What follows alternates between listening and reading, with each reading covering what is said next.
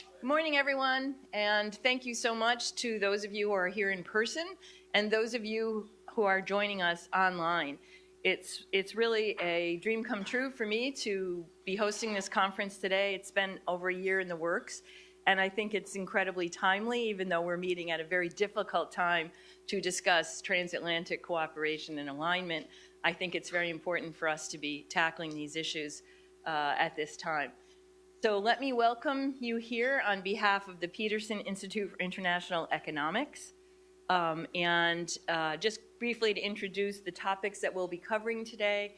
Today we're looking at transatlantic perspectives on U.S.-China geoeconomic competition. But I think most of our authors have taken the approach of looking at how the U.S. and EU can cooperate more effectively to deal with challenges that are coming from China's rise. In particular, we're going to be looking at three topics in depth. The first will be technology cooperation, particularly around export controls. The second will be responding to challenges from Chinese overcapacity, particularly in the electric vehicle space, but in other spaces as well. And lastly, looking at challenges to dollar dominance and new payment systems. So I think we've got a very rich menu ahead of us. We're going to have short presentations from our policy brief authors, and I believe we have QR codes available for those of you who are here in person for the policy briefs. For those of you who are online, the policy briefs will be available a few weeks after this event because our authors are going to respond to the comments of the discussants, and we are incredibly blessed to have a really incredibly well-informed group of discussants. So I think that they're going to bring a lot of value, and our authors have asked to be able to incorporate that into the final draft. So the policy briefs will be available on both the PIE website and the website of our partner. And I just want to say a word about our partner, which is the Center for Security, Diplomacy, and Strategy from the Brussels School of Governance. Dream Partners, incredible institution which has grown at a remarkable rate, I think because of the quality and just incredible hard work of the people who are involved in the center. We couldn't be happier. I met their center director, Louise Simon, who I'll introduce in 1 minute, last summer in Brussels, and I was struck by how much his center and our center have in common. And in particular, I'm going to just point out three quick characteristics. One is a realization and a commitment to the role of civil society in the policymaking process. So recognizing the importance of having independent, nonpartisan scholars in academia, outside of academia, think tanks, participating in the policy process. The second is a commitment to empirical-based, fact-based research, something we here at the Peterson Institute value very highly. And lastly, a desire for open and fair exchange of ideas. And that's what we're going to be doing today. We know that these are hard issues. We're not going to come up with a set of recommendations where everybody's going to say, click, snap, that's it. We need to continue to think about these, and we're committed to this continuous dialogue. So we are incredibly pleased at the Peterson Institute to have as our partner today the center, and I would like to briefly welcome to the podium Louise Simon, the director of the Center for Security, Diplomacy, and Strategy. Louise, please.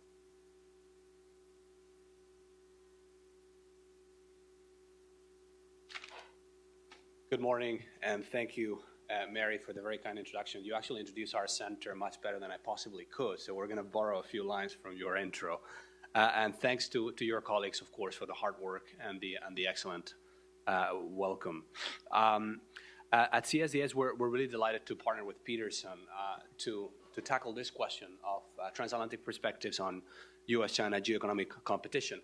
China now occupies a prominent place in transatlantic debates, I think. And this is understandable given the centrality of China, not only in the context of U.S. grand strategy, but also in global geopolitics. Of course, we know that the transatlantic relationship sort of transcends the China file. in the sense that bilateral EU-US issues, and we'll talk about that, continue to feature quite prominently when it comes to debates on transatlantic economic relations. And both bilateral issues related to defense spending, burden sharing, but also how to deal with the threat posed by Russia, also sort of pretty much dominate security debates and in the context of the transatlantic relationship. However, there's this realization that what happens in the European region and in the transatlantic relationship is increasingly shaped by broader geopolitical and geoeconomic dynamics, and not least as the center of gravity of military and technological competition sort of appears to be shifting towards the Indo-Pacific. And I think that explains China's rising profile in not only in transatlantic relations, but also on debates on European foreign policy and European economic policy. So China has, Europe's interest in China and the Indo-Pacific has sort of skyrocketed in recent years. So I think with the beginning of a new political cycle, you alluded to that, with a new administration here in Washington and also a new team in Brussels with a new political cycle in the EU, what we want to do today, as Mary was saying, sort of take stock of the nexus between China and the transatlantic economic relationship, and ideally also perhaps discuss some possible ways to strengthen transatlantic economic coordination on China. I think that's it from my side, just to thank you again for the warm welcome and looking forward to the event. Thank you.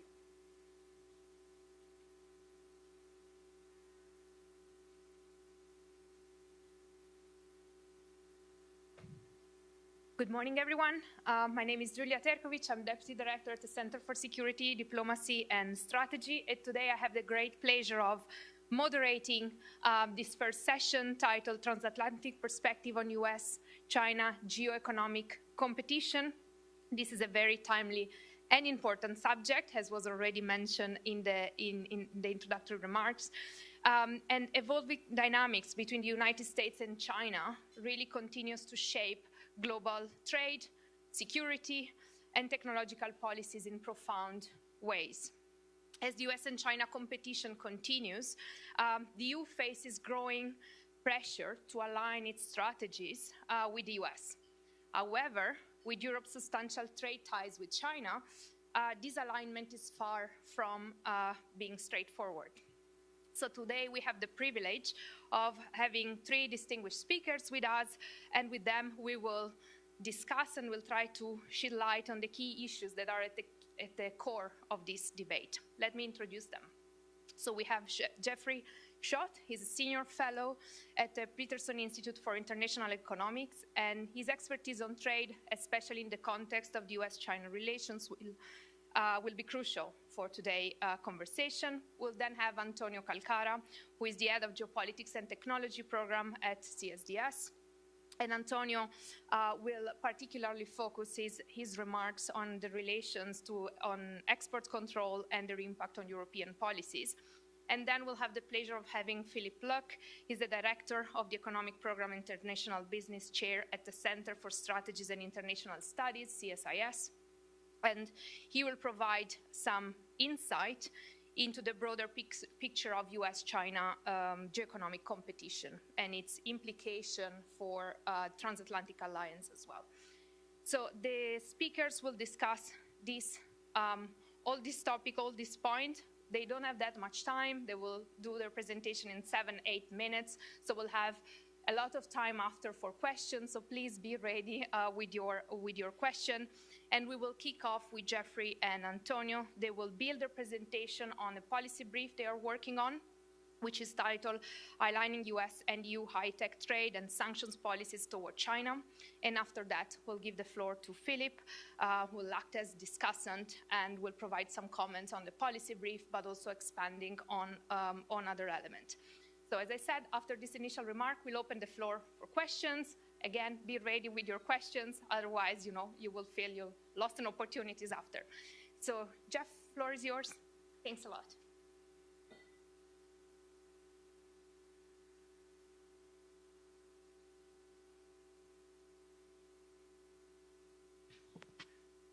Well, good morning, everyone. It's a great pleasure to be here working with our European colleagues. It's a great venture for both institutions, and hopefully this project will lead to more and more U.S.-Europe interactions and joint research in the future. Now, on our paper, Antonio and I have faced a real challenge in putting forward the first draft. We're not sure what and how much additional economic pressure President Trump will put on China, and whether new U.S. trade restrictions would be put on Europe as well. What we do know is that the Trump administration is likely to continue its aggressive U.S. stance towards China, putting increasing pressure on its European allies to align with U.S. policies. But the more the U.S. restricts China trade, the more Chinese exporters will look to European and other markets to sell its manufactured goods. And increased competition from Chinese imports in Europe, especially in the auto sector, could in turn propel a political backlash that weakens support for U.S.-EU cooperation on China policy. So it is very complicated. U.S. and Europe both conduct substantial amount of trade with China, and transatlantic firms are heavily invested in the Chinese economy. Both the U.S. and Europe run large trade deficits with China in the range of about $275 to $300 billion annually. So it is a big issue for both the U.S. and European economies. The Trump administration plans to raise barriers against Chinese imports while also expanding export controls to blunt Chinese access to those technologies that can accelerate Chinese economic advance and expand and deepen its military capabilities. Europe also has a more aggressive Chinese policy, but it's more nuanced, and it sees China as both an economic partner, a competitor, and a systemic rival. Now, I should note that this is such a big area of international economic interactions that there are a few things that we're not going to be able to assess or discuss in this paper. One is the potential impact of across-the-board 10 to 20% tariffs on all imported goods that President Trump talked about a lot during the campaign, tariffs against friend and foe alike. Such tariffs would certainly affect relations with European countries and consequently whether and how they would follow the U.S. lead towards China. And second, we will not be looking at how U.S. and European policy alignment is affected and influenced by the evolution of the conflict in Ukraine. This is a very, very important issue, and it will certainly, the U.S. has certainly put a lot of attention to it, if only because of Beijing's direct and indirect support for Moscow. Now, the U.S. and Europe have had success in aligning restrictions against Russia in recent years. But the situation with China is much more complicated because our economic relationship, as well as our political relationship, is much more complicated and much deeper and intertwined, as I mentioned before.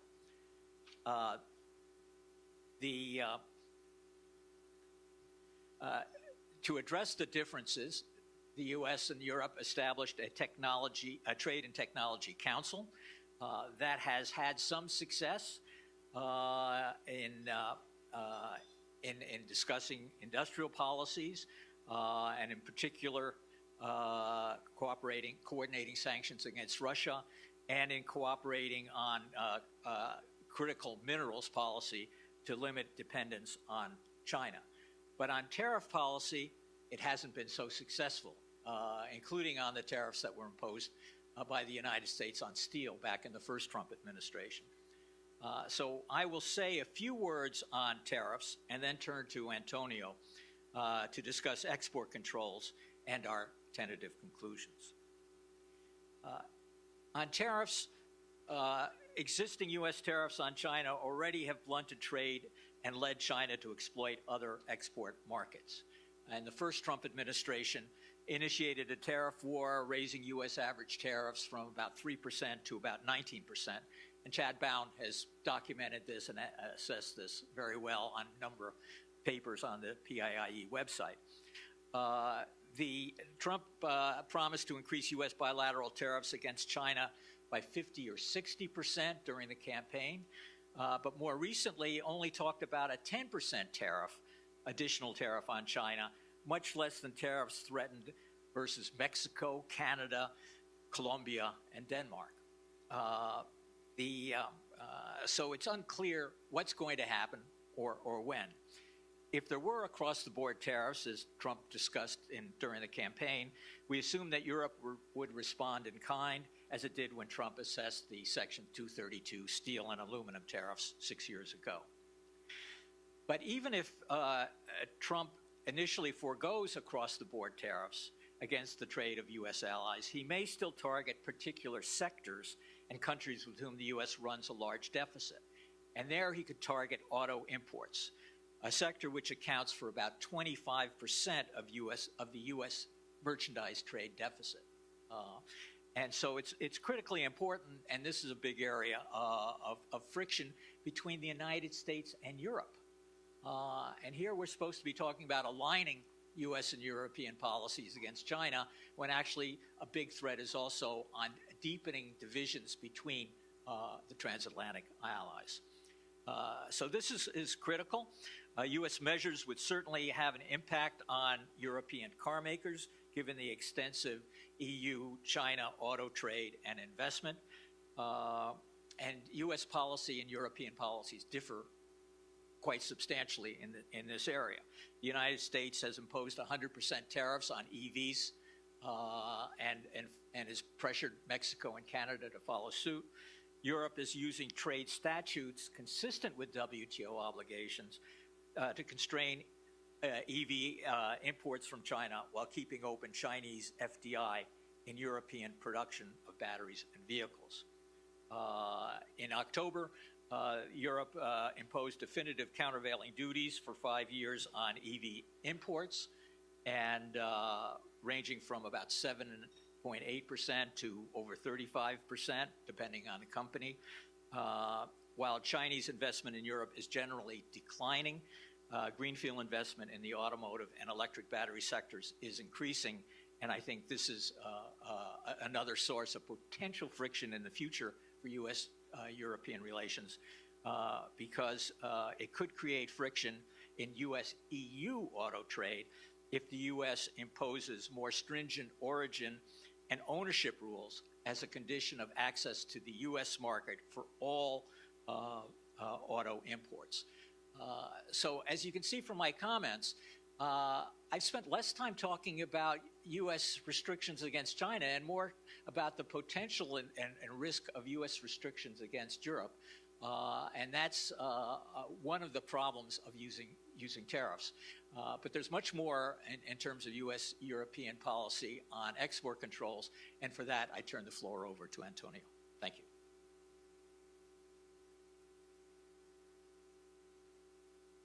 Thanks a lot, Jeff. It has been a great pleasure to work with you on this policy brief. Also, thanks to the Peterson Institute for the invitation and for organizing this event together. It's been a great pleasure. In my remarks, I would like to focus on 3 points, trying to complement what Jeff said about our policy brief.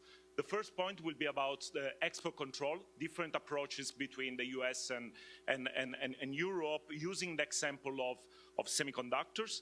Second point, I would like to talk about the recent US framework for artificial intelligence diffusion and what are the implications for Europe. And then third and final, I would like also to talk about potential future prospects and then perhaps opening some some avenues for questions in the Q&A. So let me start with export control, because I think here we also see different approaches between the United States and Europe. So the United States really plays unilateral export control as a sort of priority in order to stop or to curb or to obstacle at least the Chinese technology growth in critical sectors. I think the United States, they soon realized that given the global nature of most of the value chains of these technologies, they needed some sort of coordination with allies in order to make this export control more effective.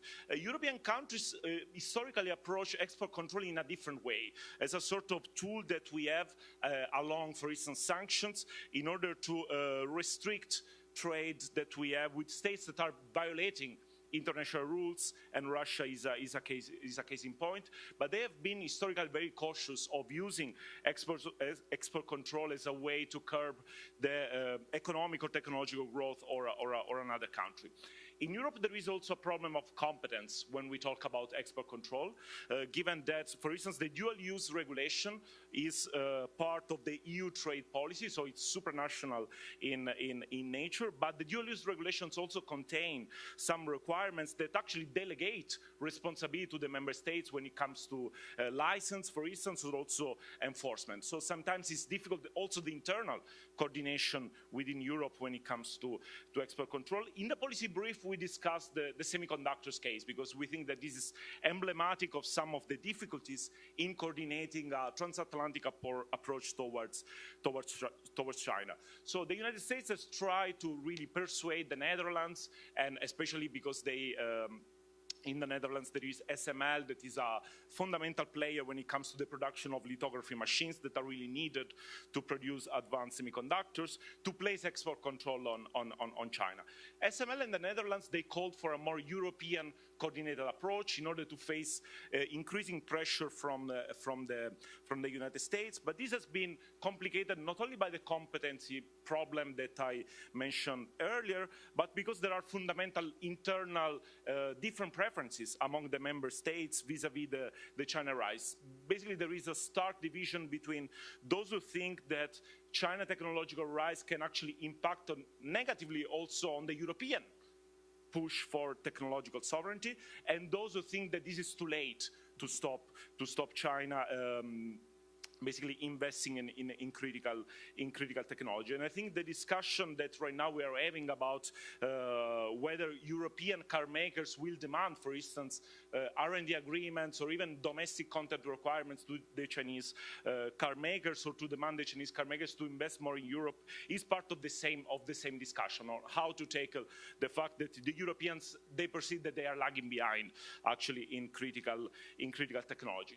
The European problems are also compounded by the extraterritoriality of the US restrictions. So some European manufacturers, semiconductors manufacturers, were forced, SML as well, were forced actually to stop selling their most advanced equipment on the Chinese market because of the extraterritoriality rules. So informal rules, informal formats such as the Trade and Technology Council that Jeff mentioned have been helpful in framing this discussion, especially in the working group number 7 that was especially devoted to export control. In that format, for instance, the European proposed a new multilateral regime, some sort of Wassenaar agreement -1, so without the Russian, in order to have a more multilateral coverage when it comes to export control. The problem with this strategy is that really the US has put export control at the top of their agenda, regardless of this multilateral coverage, and the Europeans, they're not ready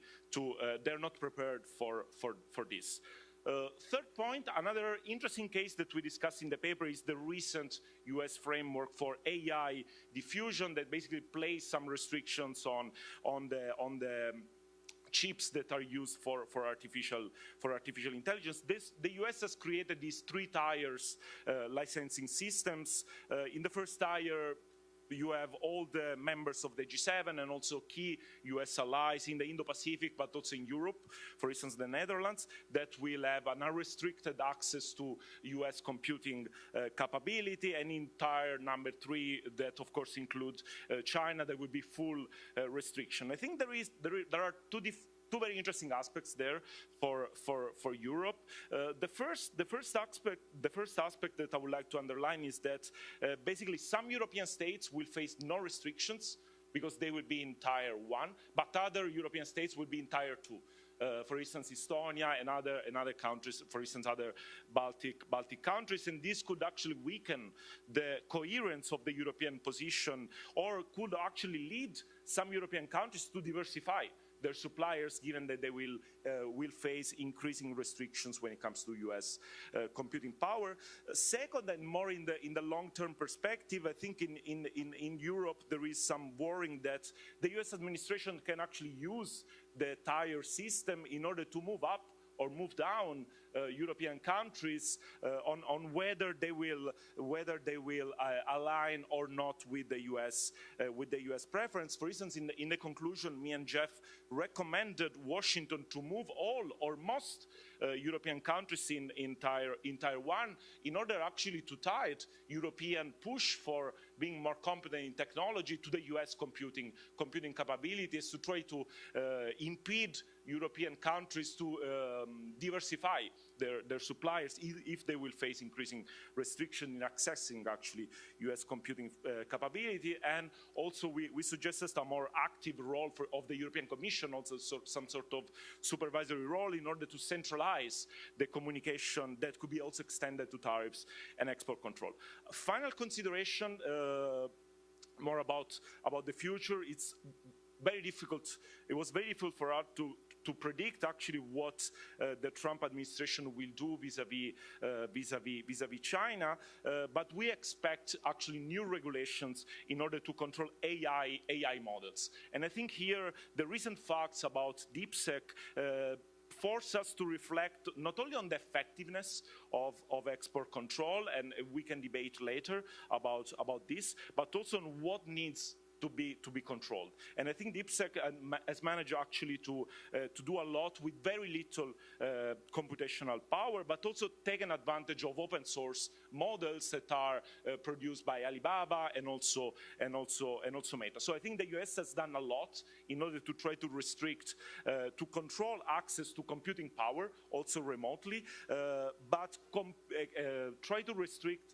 software pose some sort of technical challenges, also related with the simple fact that software is intangible, difficult to inspect, and also because open source groups have actually been very beneficial to the US AI innovation ecosystem. I think all this discussion will impact inevitably on Europe for the simple reason that we are also lagging behind when it comes to computing power. So in Europe, we are looking with a lot of interest to what the Chinese are doing, because there could be a possibility to do more with less computing power, but the Europeans will need input on open source.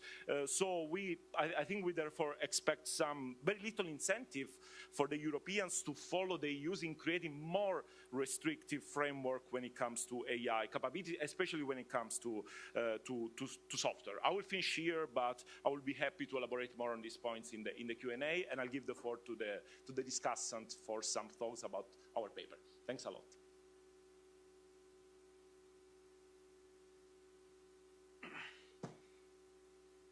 Great. Well, thank you so much for the organizers, especially Mary, for inviting me today and for the opportunity to discuss this really excellent policy brief. You know, this is a fun exercise for me to get out of my sort of government head. I was in the State Department until about 3 weeks ago, and I found myself getting reflexively angry at the Europeans several times in this.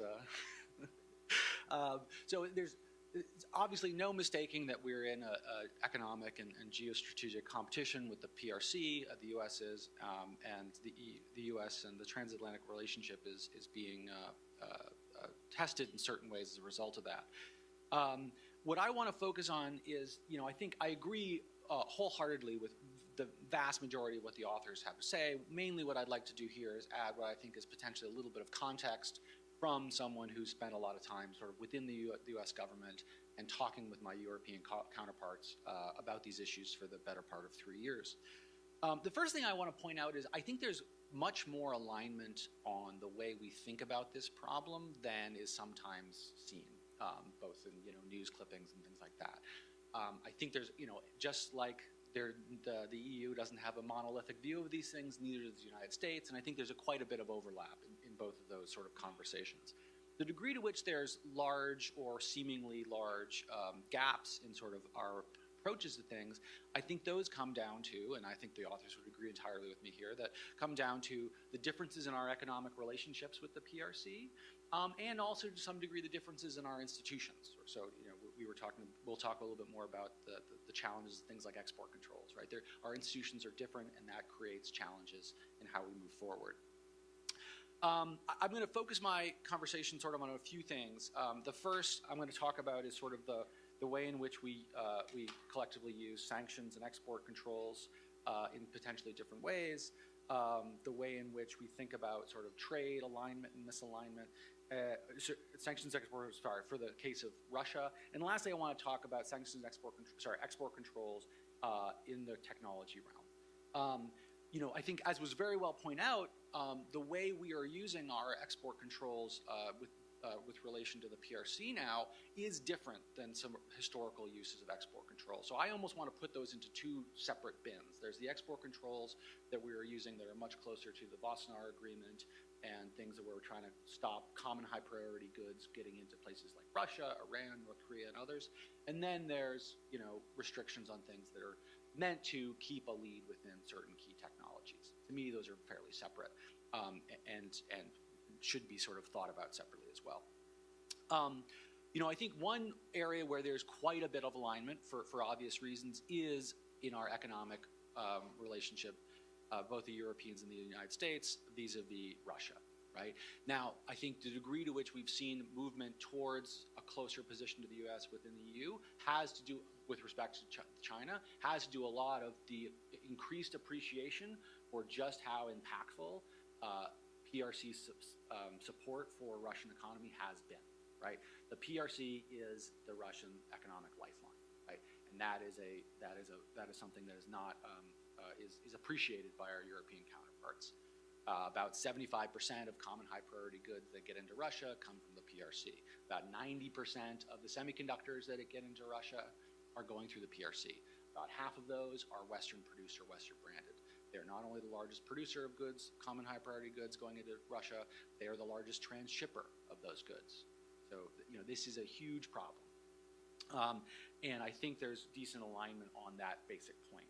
There's less alignment to date on how we handle that, right? The United States has been much more forward-leaning in using its sanctions authorities and using export controls by listing entities on entity lists, right, to stop them from being able to access key components that are then going to be sent on to Russia, right?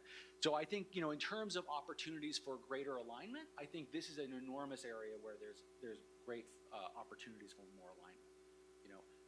The European Union using export controls and sanctions more on the PRC in order to make clear just how seriously they take the PRC's support for Russia will have an impact on that support and is probably, in terms of impacting the Russian economy, the most impactful thing that we can collectively do. So that's a big area again. But I would say, to the degree to which there's misalignment, we're always focused on the things where we still need to make progress. We've made an enormous amount of progress there. We are incredibly aligned. The EU, the US, our other partners who've imposed sanctions, the UK and Japan. There's an incredible amount of alignment, but there is specifically with respect to the PRC role here, there's a large opportunity for greater alignment. On the misalignment on trade issues, the one thing I would say about the brief is, I think, at least from my perspective, and that's of course colored by my experience, I think the issues around the IRA are not quite as acute as they once were. The United States, through Treasury, through the rulemaking process, did a lot to relax the constraints of the requirements on subsidies, whether it was through making all leases commercial vehicles, which was a fun little trick that Chad has shown some really excellent charts about, or whether it's sort of increasingly sort of just other ways to relax. European car makers do have a decent access to those subsidies at this point. Is it perfect? Is it WTO consistent? No, but I think a lot of those issues have been smoothed out. Now, the one thing I will say there's an enormous opportunity potentially for greater alignment on trade issues. This is by no means assured. The only sort of the silver lining to potential trade fights to come is those also create an opportunity for new areas of cooperation and agreement. The Trump administration, the first Trump administration, was fond of making deals of some sort or another. So I think if both sides can come to this with open minds about types of deals we can make, I think that could be useful. The one thing I will say is, and then this is, I think my European counterparts are thinking about in that way. What I would say is that both sides do need to come to these issues where they're understanding the priorities of the other side.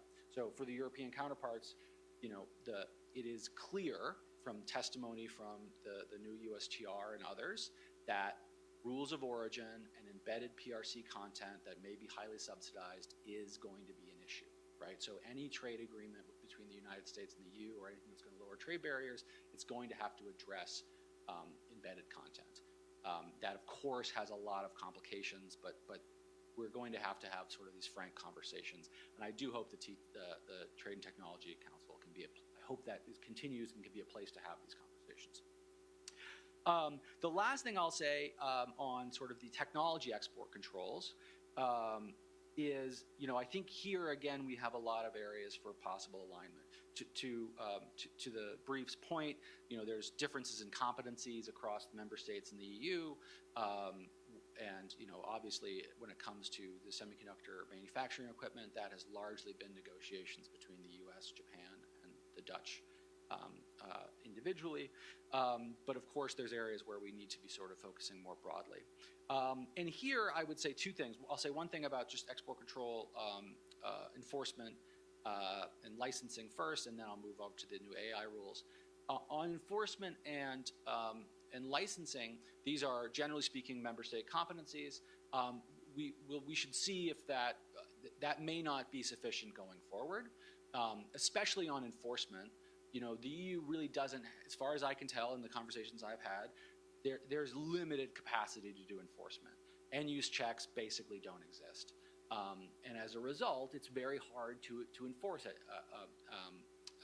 export controls. Now, it's a little easier on very high value, very low quantity, semiconductor equipment. Yes. Is it easy for things like ball bearings, which are also controlled on the common high priority list? No. Right, so we're going to need to have more ability to do enforcement, and that probably makes more sense as an EU competency. And then the last thing I'll say on the the new AI rules, I'll say two things. One, I completely agree that the splitting of the European Union across Tier 1 and 2, we'll see if it's economically impactful. I think it certainly could be, but diplomatically, it's certainly impactful. I was talking with a member state government official a few days afterwards, and they referenced the degree to which it kind of looked similar to the Iron Curtain. And so that's not the best. And again, you have my colleague referenced Estonia, or is sometimes called Estonia, right? A very high-tech economy, it being in Tier 2, in a country that has excellent export controls, I might add. That is a diplomatic problem, if nothing else. The other thing I would say on this point is, and this comes to the sort of the market structure and deep sink issue, is, the rules are largely, so this was a process that didn't have a lot of rules around it. So the issue you have about, the U.S. could potentially, coercively move countries from Tier 1 to Tier 2. Those are not your words, but They could do that already in the sense that we already had licenses for all of these things. So they had that ability. In some sense, I'm hoping that this puts a little more structure on a process that kind of didn't have structure before it. That having been said, the fact that 50% of this compute has to be done within the United States, that is both, clearly intended to increase the sort of data center build-up in the United States. It also, is from a competitive standpoint, probably is very helpful for large firms that are currently in this industry, the big seven, firms. Well, compare that to DeepSync, right? So, look, why did we not have a DeepSync? Well, we have a very concentrated market, right? If we're going to put policy in place that, entrenches those interests, we may not have the sort of like future unicorns that we have. Now, whether DeepSync's one of those, we'll see. My colleague Greg Allen pointed out that the $6 million was just for the training run that worked, right? That's like saying the cost of a drug is the trial that worked, right? So it's not really exactly the right comparison. But that being said, we should think both the United States and the EU about how the rules that we're putting into place that are intended to sort of keep our competitiveness in the sectors have impacts on market structure and have impacts on competition that, again, may be counterproductive in the long run. So I think, and this is an area where I hope both digital regulation and digital policy and services is something where we can get closer together, because we're quite far apart at the moment. So I'll stop there, and thank you very much.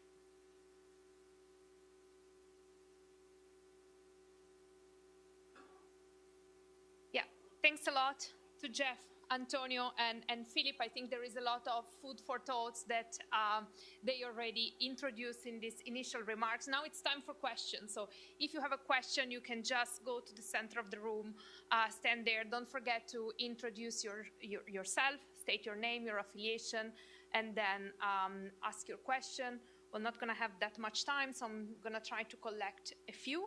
Yeah, please.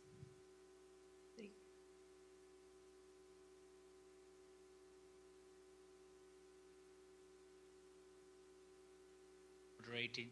Yeah, I'm Federico Steinberg. I'm a visiting professor at Georgetown. I'll be moderating the next panel, well, the second panel. And I had two related questions.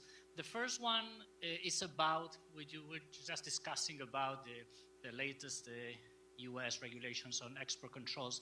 I would be interested in knowing what was the thinking at the State Department, or if there was no realization that the fact that the single market might be distorted, or that this could create these diplomatic frictions you mentioned, because at the end of the day, these are the small things that at the end of the day, maybe the Europeans think, well, the US didn't think through our own process, our own institutional, our European limitations. So if you could develop that a bit more. And the other one is about Chinese investment in Europe and in the US.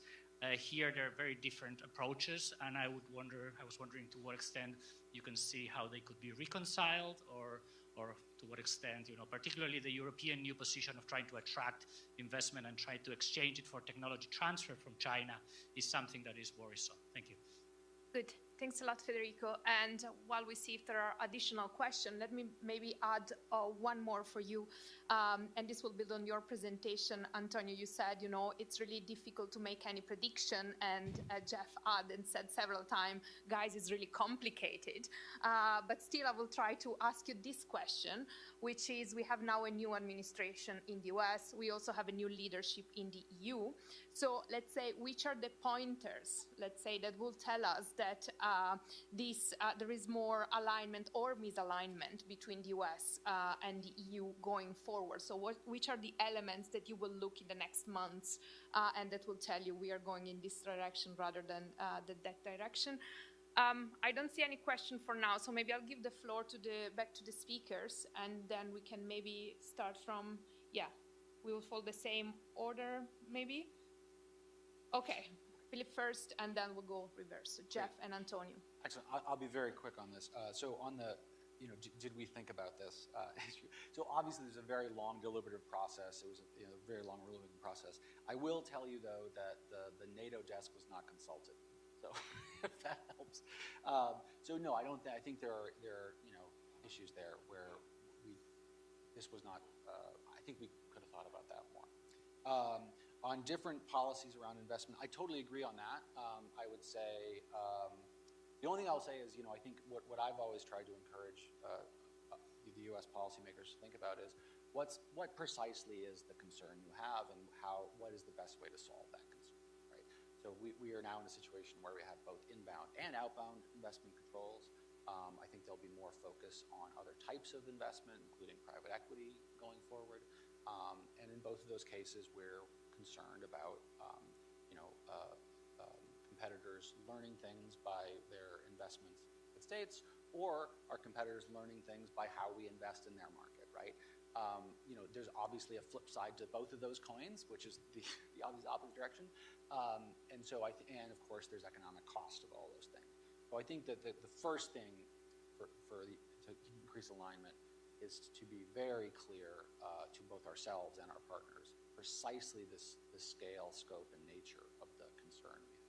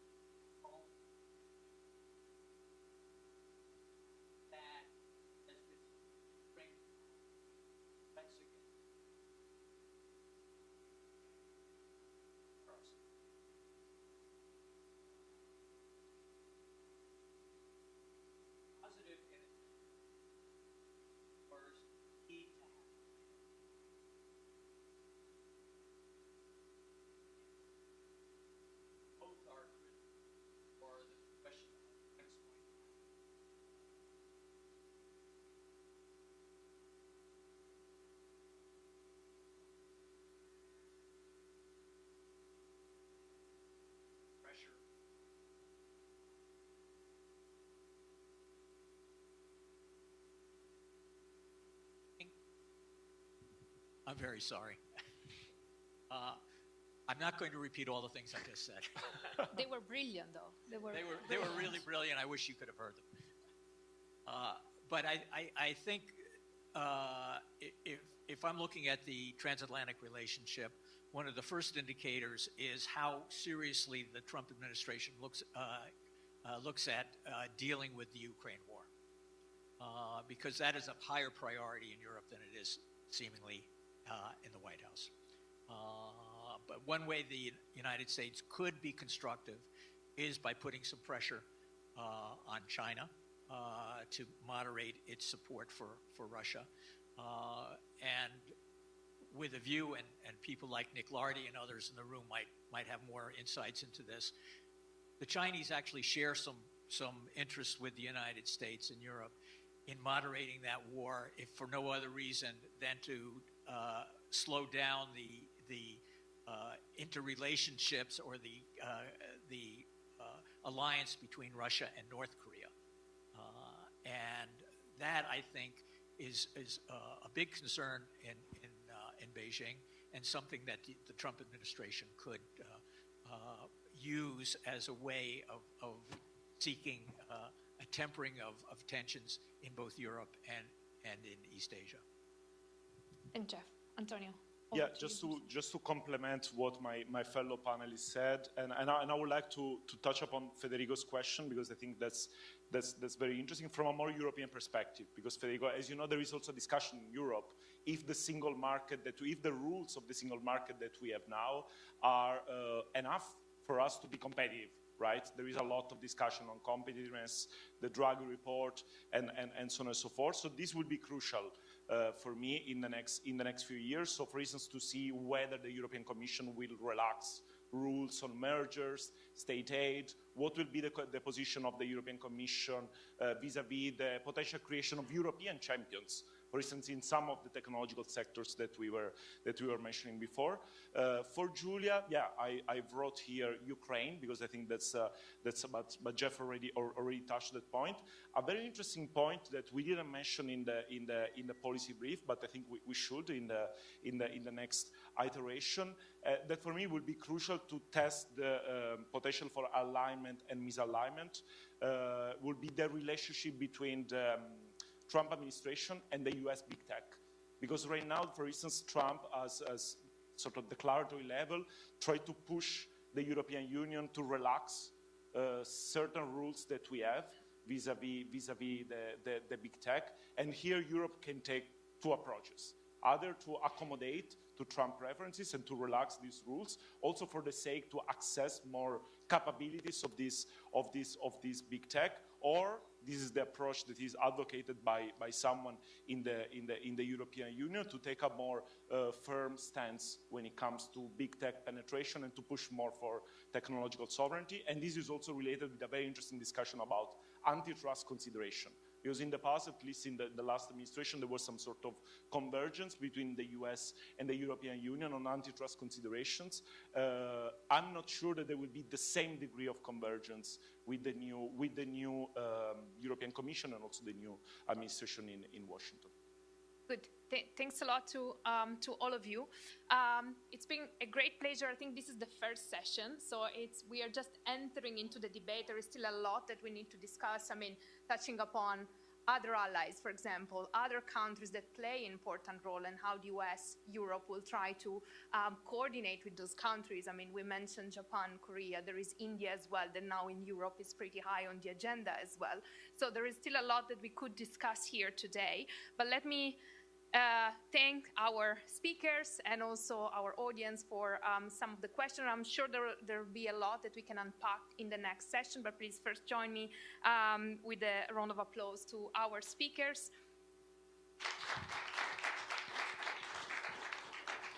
And please stay with us. Now we will move into the second session in a few minutes. Thanks a lot.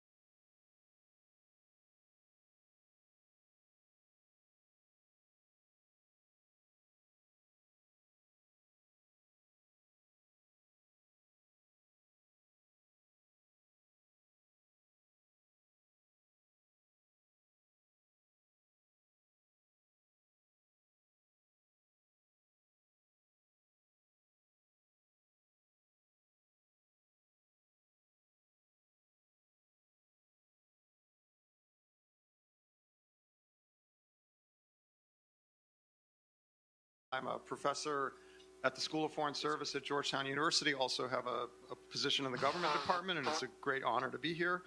I am moderating the second panel session, which is entitled Combating Unfair Trade Practices in the Context of a Rules-Based System.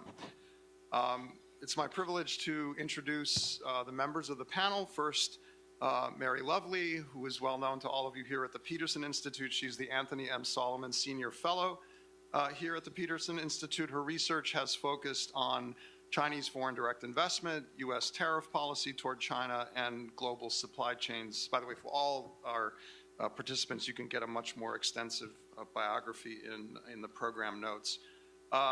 Also appearing is Luis Simon, or Simon, who you've also heard from already, the director of the CSDS and research professor at the Brussels School of Governance.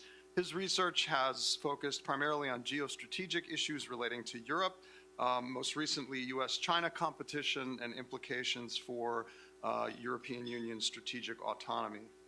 Our discussant today is Chad Bone, who's discussant. He is the Reginald Jones Senior Fellow at the Peterson Institute, and his research focuses on international trade policy, laws, and institutions. The paper or policy brief that that Mary and Luis are presenting is entitled, there's also another co-author, Salih Bora, who should be mentioned as well. He's from the CSDS. The title of the policy brief is Destined for Division, U.S. and European Responses to the Challenge of Overcapacity, a very interesting paper which starts with a diagnosis of the Chinese non-market overcapacity problem, then moves to U.S. and European responses, and the title they've given that section is Similar Tools, Different Approaches. We'll be hearing more about that. And they conclude with a question: can cooperation between the U.S. and the European Union via the rules-based international system be encouraged? Big question mark. So I'll ask perhaps Mary to come first, and we'll have our panel.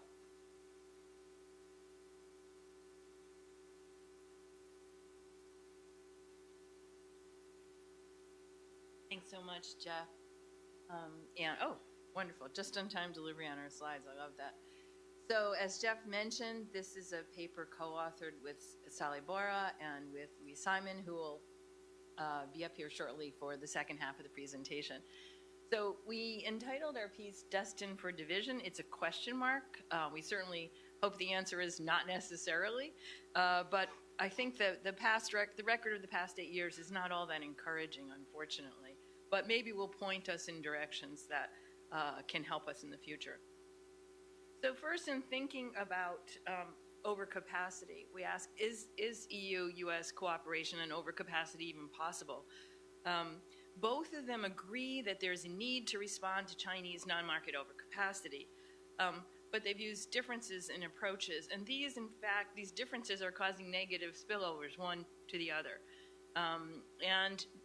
We believe that these differences in approach and the negative spillovers that they promote also cripple cooperation.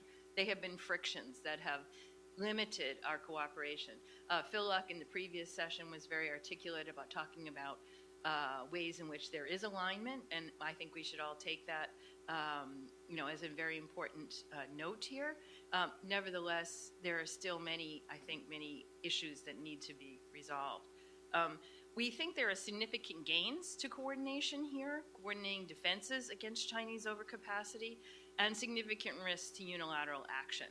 And so we're very eager to see pathways for future cooperation to be preserved, even if, as Jeff alluded in the last session, we have 4 years of more turbulent relationships. I think from the European perspective, and Luis will amplify this, the EU can do more than just hedge for the next 4 years. It can begin to build a foundation for wider cooperation within the US-led alliance that doesn't lock the US out in the future. So looking ahead and trying to preserve what we think will be to the benefit of both regions. Now, we do see a new urgency. We have surging Chinese surpluses.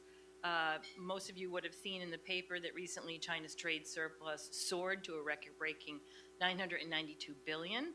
I guess in the current environment, we could call it a trillion. A trillion here, a trillion there. Pretty soon you've got real money, right, as they say in Washington. And that's a big increase, 21% increase from the previous year. Just through November, the U.S. purchased $3 worth of goods from China for every $1 that it sold to China. For the EU, that number is 2 to 1. And for increasingly anxious population, these numbers no longer seem to make sense. There seems to be something behind them. Chinese monthly export price index has remained below 100 since June 2003. In other words, it is having inflationary pressures on its export prices, and that puts enormous pressure on manufacturers and exporters around the world. And these pressures create demands on policymakers to respond to those pressures. Now, I think a very visual example of what we're talking about is Chinese EV exports. We see here that starting from January 1919 and through the pandemic year of 2020, obviously the pandemic influenced beyond that, but if we look, we can see the tremendous growth in Chinese EV exports in a very, very short period of time. And for many people who have a memory that stretches back to, say, 2000, this looks eerily like what we saw with Chinese PV solar, where it went from virtually zero to really global dominance within a very short period, a decade or less.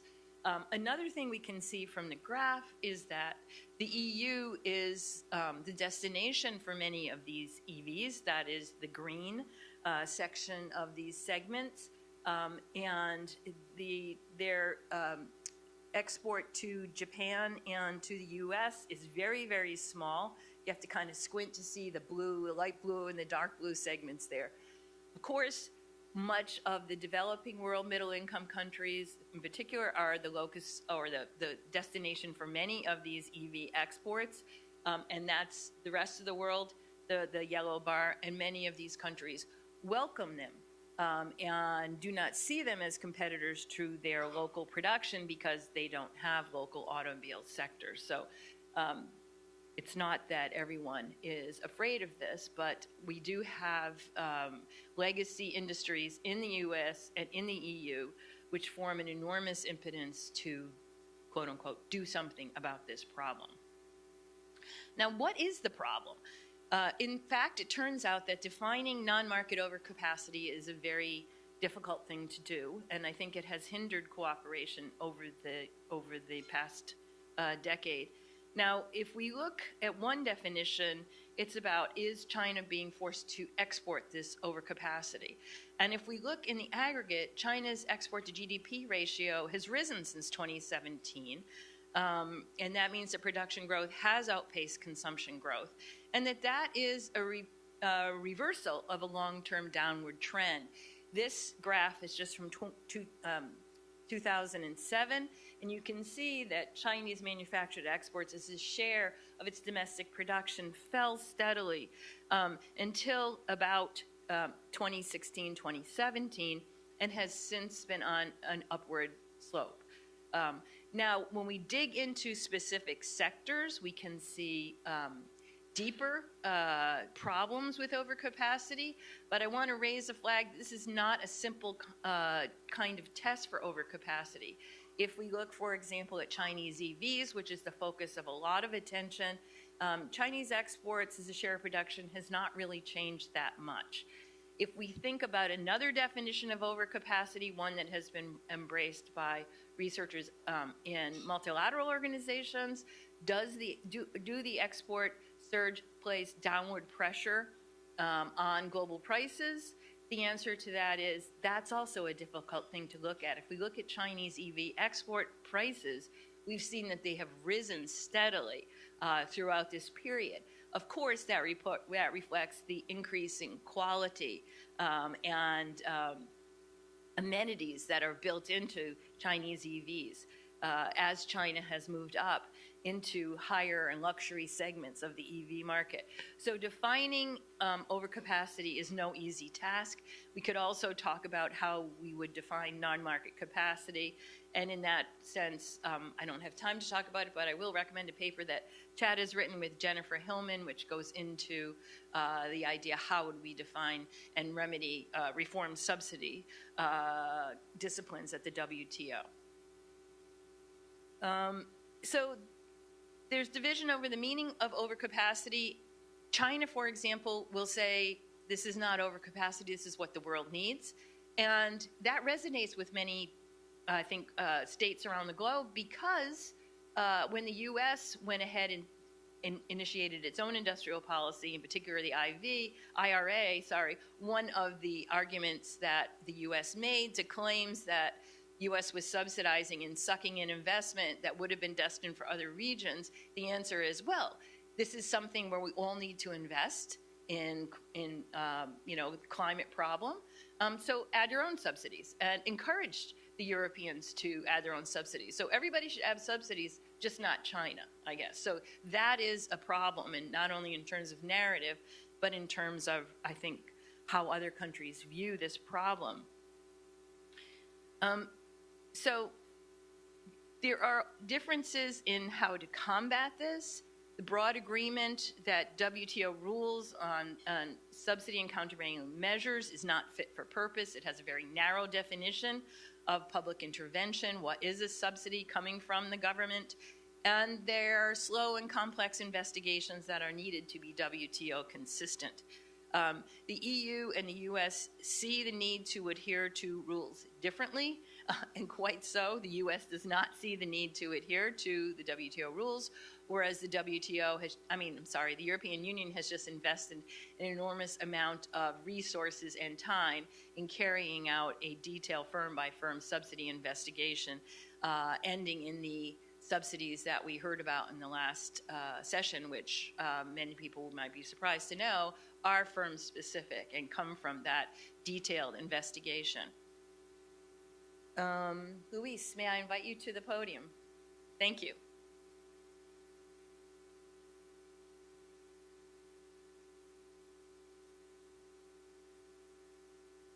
All right, thanks, Mary, and hello again. Thanks to Mary and Jeff. Just a few words from my side, perhaps specifically on how the EU and the US have responded to the challenge posed by China's non-market overcapacity, sort of building, and some thoughts on the way forward as well, sort of building on what Mary has already said. And bottom line up front, as Mary was saying, we actually see a pretty decent degree of convergence between the EU and the US when it comes to both diagnosing the problem and how to respond to it, in the sense that both the European Union and the United States have sort of turned to trade and industrial policy to deal with it, but also lack of coordination in the responses. Now, on the trade front, briefly, both the EU and the US have resorted to tariffs. The Trump administration, of course, launched a trade war on China in 2018 with new tariffs and counter tariffs, eventually accounting for more than 50% of bilateral trade by 2019, and Chad has also written about this. The Biden administration then sort of maintained many of the Trump-era tariffs, and even escalated the tariff war, especially in EVs, going up to 100%. And the EU has also resorted to tariffs, most notably and most recently on EVs, but they are significantly lower. So tariffs play a different role, and I think Antonio touched on this as well, and Jeff in the previous panel. They seem to play a different role in a U.S. context, in the context of U.S. policy and EU policy. In the U.S. case, they are prohibitively high and seem to be aimed at blocking China from the U.S. market in certain sectors. In the EU's case, it's about leveling the playing field. It's about the margins, right? And so therefore still allowing some degree of market access to EVs produced in China. So for the EU, not only is the yard smaller, the fence is also lower, right?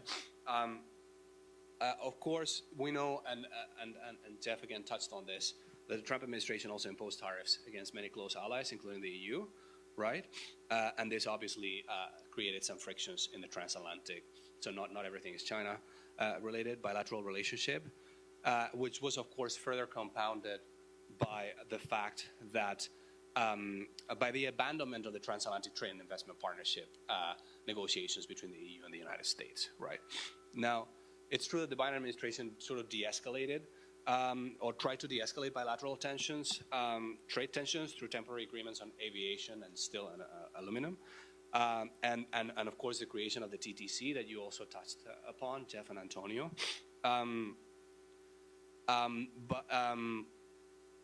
But these fixes, we are arguing in our paper, these fixes were either temporary or modest or probably both, right?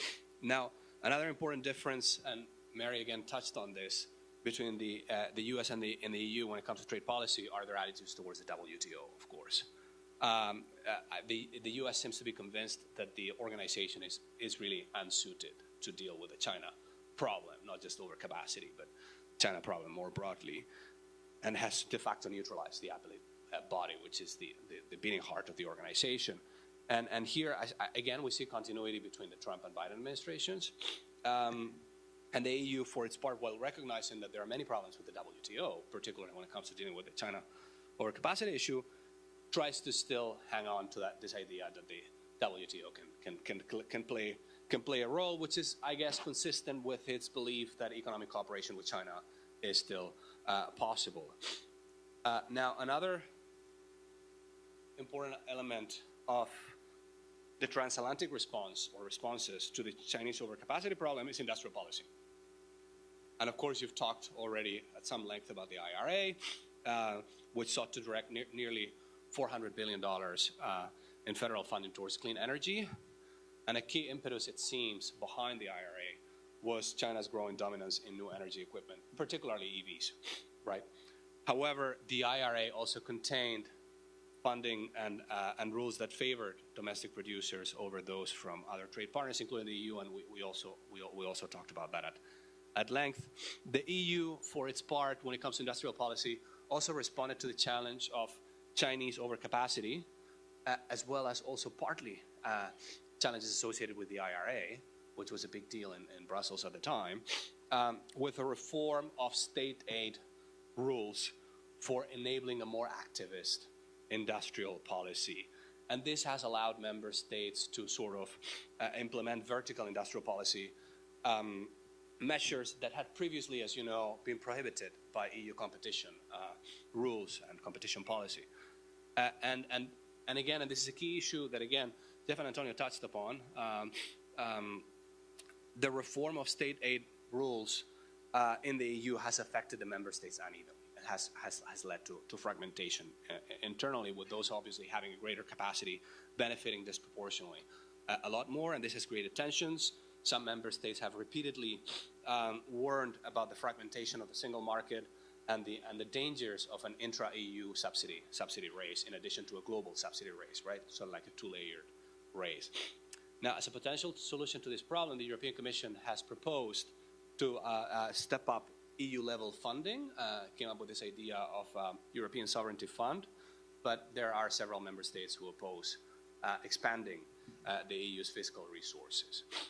So I think as things stand right now, a global subsidy race presents a lot of risks for the European Union due to the fragmentation it actually creates internally within the single market. However, economic decline and deindustrialization is seen as a far greater danger in Europe. So I think we should expect industrial policy initiatives to continue regardless of whether there are common fiscal capacities or not. Just a few words on the way forward. And Mary already touched on this, and I want to end on an optimistic note, actually. And of course, the prospect of economic and trade frictions between the EU and the US will surely complicate any efforts to coordinate on China economically. That said, I'm personally optimistic, or at least I want to sketch some reasons that lead us to optimism. First, both the EU and the US agree that Chinese overcapacity poses a threat to their economic competitiveness, and the EU has actually reached this conclusion on its own, not due to US pressure. US pressure has accompanied the process, but the EU has come to this conclusion on its own. And it actually, the EU's views on China have hardened much beyond the overcapacity problem, also when it comes to foreign policy, security. Jeff touched on that in the previous panel. So we are seeing a broader transatlantic convergence on China that is political as well as it is economic. And second, the EU and the US need each other. We already touched on the fact that the United States is aware that having Europeans, or for that matter, some allies in Northeast Asia on board is important for any economic strategy vis-a-vis China to be effective. But also, the EU actually needs the US quite badly. Not only is it critical to the security of the United States, and again, when we're talking about Ukraine and how that sort of mediates a lot of Europe's perceptions, but also I would say that any EU economic strategy that is built on or premised on decoupling from the United States is actually likely to lead to big internal divisions within the European Union. So I think my sense is that the objective should be to revamp transatlantic coordination on China, that this is option A, and this is the only option that I see with a view to the long term, whether in the context of the TTC or some new body. Some people have talked about the reformed G7 to bring in Japan and others.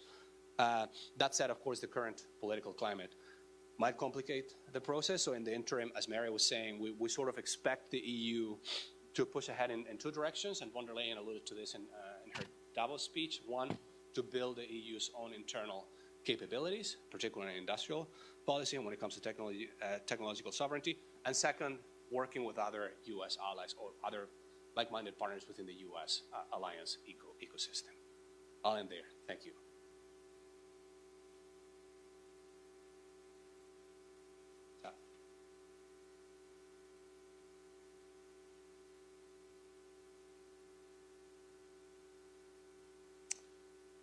Hi. So I'm Chad Bown. I'm the discussant. I have my phone here. Now, back in the 2017 to 2020 period, it was acceptable to bring your phone up even when you were presenting something because something in trade policy land might be announced on Twitter that you had to constantly be checking. And so but this time I want to reassure you I'm not checking Truth Social to see if that's the case. Today, I'm actually just setting a timer to make sure I don't talk for too long. So thanks to Mary, thanks to the organizers for the opportunity to be part of this. It's a huge pleasure. And this paper is fantastic, and it's a wonderful, I don't want to say distraction. I've not been allowed to think about these topics since January 20th. But it's a wonderful distraction because I want to reassure you that every day of my life for the previous year before January 20th, I was thinking about these topics all the time. And so I really like this framing of this is an opportunity for us to take stock about kind of where we are and how we should think hard about a number of the lessons learned from this overall experience, and especially on this issue of overcapacity in non-market economies. So I'm going to ask maybe 3 or 4 questions for the authors to think about. And some of this is already touched on a little bit in their paper, but I think some additional clarity would be useful. But also rest assured, I don't think there's really any easy answers to the questions that I'm going to pose. It's just something that I myself was finding that I had to continually grapple with as I dealt with this issue.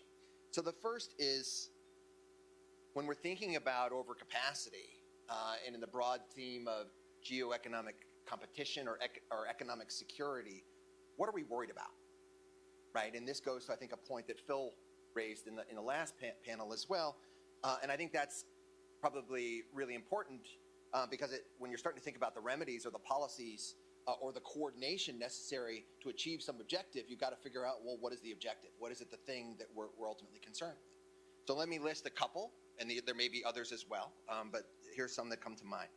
One is maybe we're worried about at the end of the day, excessive market concentration geographically, and then some point off in the future, China having such market dominance in something, being essentially having monopoly power in something, that while these products today look great and super cheap, in the future they can restrict output, raise prices, and we're sort of all worse off, right?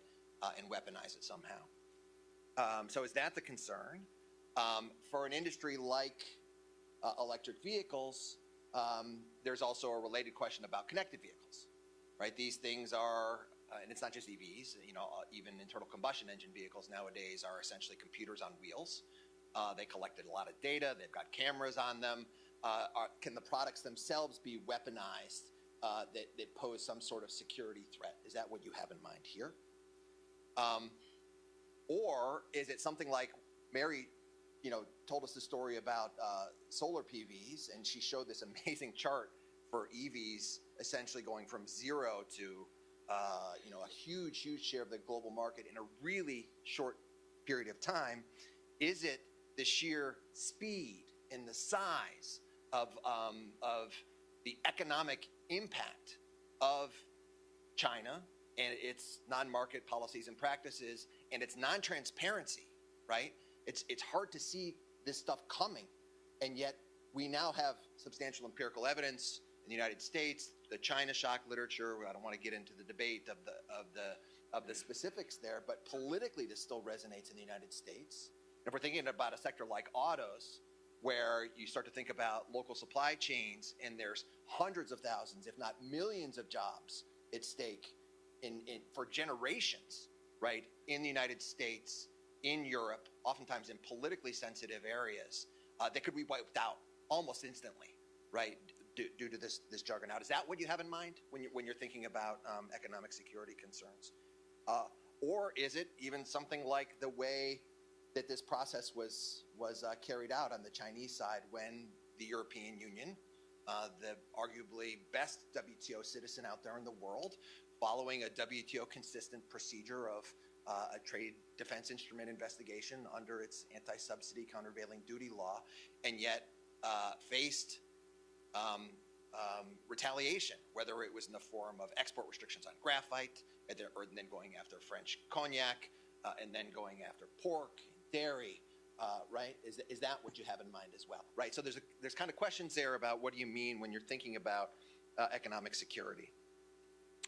Second, what are the lessons to be learned from the way the Commission conducted the EV investigation here?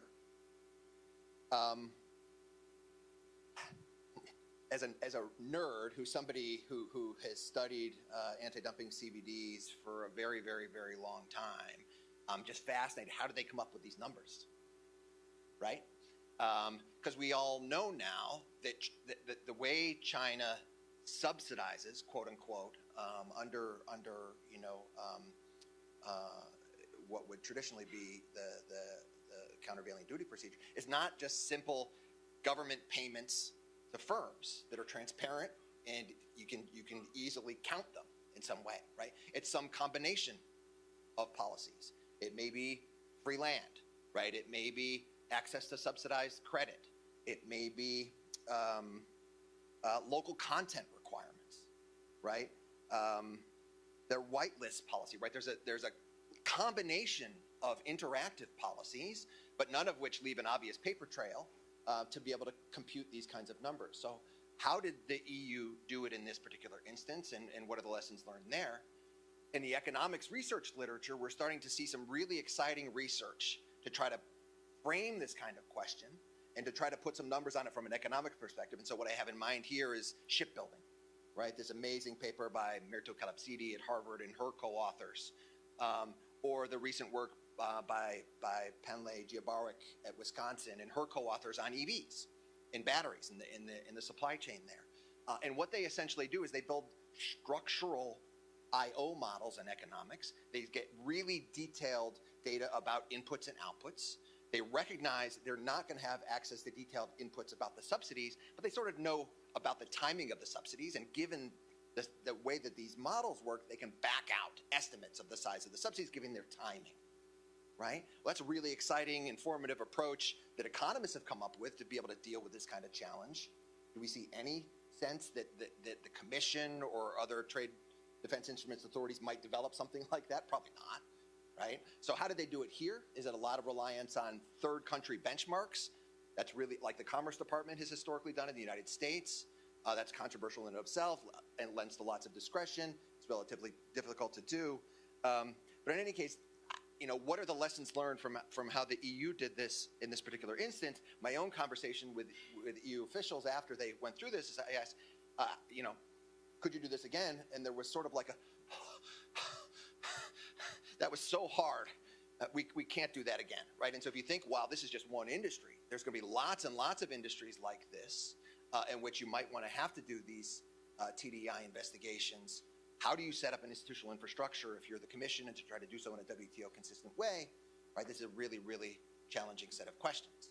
Makes you think that maybe one should think about an alternative approach, shifting the burden of proof, come up with a number, right, and say to China, refute the number. You do the work to tell me why this number is wrong, right? Some countries come up with a number, like 100%. Tell me why this number is wrong. Won't name any countries, but you know, you can imagine. Okay, but in any case, I think there's some big institutional questions there. Now, on the question of instruments, right? The Commission has developed a tremendous set of new instruments over the last couple of years to deal with a number of these challenges, right? And not all of them are China-specific, obviously. One is the anti-coercion instrument. In addition to these TDIs, right, the trade defense instruments, the foreign subsidies regulation, stuff on procurement, and now there's talk, and I'm not sure this is going to be an instrument, but that the EU might force Chinese firms to transfer their technology in exchange for market access or foreign direct investment rights or something like that. So it's interesting. The EU is traditionally thought of as doing things in a WTO consistent way. Some of those instruments, I'm not sure they sound all that WTO consistent, or at least there's no explicit WTO rules explaining how you do a WTO consistent ACI or a foreign subsidies regulation, let alone forced tech transfer, right? And none of these have been litigated. So kind of an interesting question out there. And then on another question on instruments that kind of came to my mind when thinking about the EV example, and I wrote this up in a paper that I wrote before I went into government, so I'm not revealing any state secrets about anything that happened while I was in government. This is a public paper. But it was sort of a hypothetical example of how a world with lots of Chinese investment in your market poses different security challenges than one without it, right? So think of the EV investigation. So the Commission announced the formal initiation of the investigation, I think it was in October of 2023. Within 2 or 3 days, the Chinese government said, we're going to impose export restrictions, a licensing program on graphite, right? So graphite is a critical thing, and I'm an expert on all this stuff, clearly. A critical thing you need for anodes, cathodes to be able to make the batteries that go into the electric vehicles, okay? And China has, you know, upwards of 90, 95, 97% of the world's graphite, at least processing, goes through China, so they have market dominance there. Now, you look at the major Chinese battery companies, like the CATLs of the world, they are got big battery investment projects in Europe, including in Hungary. So could you imagine a world in which now China says it's going to allow graphite exports to the CATL plant in Hungary, right? They're going to license those, but they're not going to allow the graphite exports to maybe another firm in Hungary. It might be a European firm, or Northvolt in Sweden, or Samsung, you know, one of the Korean firms elsewhere, or the Japanese firms elsewhere in Europe, right? So the ability to weaponize export restrictions once you have Chinese subsidiaries operating in that market could also end up distorting, right, economic activity and who is ultimately going to be a successful EV firm in the European market as well. And that's something that one needs to think about. Now, suppose they did that, right? Does the EU currently have a policy instrument that could tackle it? So I'm going through the list of TDI, and it's already there. Maybe this foreign subsidies regulation thing, because to an economist, right, allowing the exports to go to one firm but not another is sort of like a subsidy. That firm gets preferential access to that input, so it's like subsidized for them, but not everybody else. So could you use the foreign subsidies regulation and claim that the Chinese invested firms in Europe are getting a subsidy and sort of tackle it that way? I don't know, right? But this raises a whole lot of additional complicated questions when you have a world with Chinese foreign direct investment and a country that has now been seen to weaponize exports of some of these inputs in potentially strategic ways. Okay, to conclude, and again, going back to, I think, the title of this particular panel and what it is that this paper is contributing, I think we economists, and Mary, put some slides up there to show this, we economists like to work with lawyers to define specific things that we can measure, right? To say, here's a measure of overcapacity, so that we can say, you can see it here, you don't see it here, this is when you need to worry about, when you don't need to worry about it, right? Or subsidies, right? This is when you need to worry about it, this is when you don't need to worry about it. Having now been in government again, and knowing about our access to data and lack of real-time data, and the detailed data that you really need, let alone conceptually, right? And I think to Undersecretary Jay Shambaugh's credit in that speech that he gave in overcapacity, last July, he indicated the U.S. government was looking at kind of wasn't any single indicator, right, that was being looked at. It was a combination of things. It was loss-making firms. It was low capacity utilization rates in certain sectors. It was the export data that you indicated. It was the falling export prices data that they. But the upshot is it's really hard to measure this stuff and define it ex ante when we're starting to think about these challenges of China. And the response that government policymakers are now doing, our knee-jerk reaction as economists, because we were trained this way for 70 years, is to say this is protectionism. It's got to be protectionism. But I think it's more complicated than that. In fact, I'm sure it's more complicated than that, that there are actually some security challenges out there that we do need to think about and reflect on and deal with. And so there's certainly a massive role for us economists and lawyers to be able to continue to play in this space. But I don't want us to define ourselves out of the conversation by trying to come up with overly precise ways of capturing the things that we're worried about, that if they don't show up in a given metric, that, and then somebody sees that and realizes it was a problem, that they stop paying attention to us altogether. This is a Herculean task, I think, that we're being challenged with. I don't have a lot of good answers for how it is that we're going to deal with it, but I want to make sure that we still have a seat. We economists and legal scholars and political scientists have a seat at the table when the policymakers are addressing it. Thanks.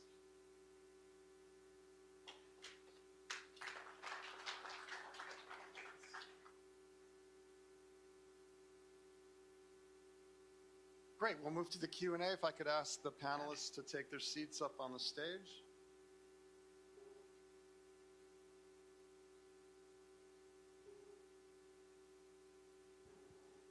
So I'm going to get things started just by asking a very simple question, but maybe not such a simple answer, which essentially asks the panelists, and I'd also be interested in Chad's input on this as well, to develop one of their policy prescriptions that they touched on briefly in the presentation but didn't really elaborate on.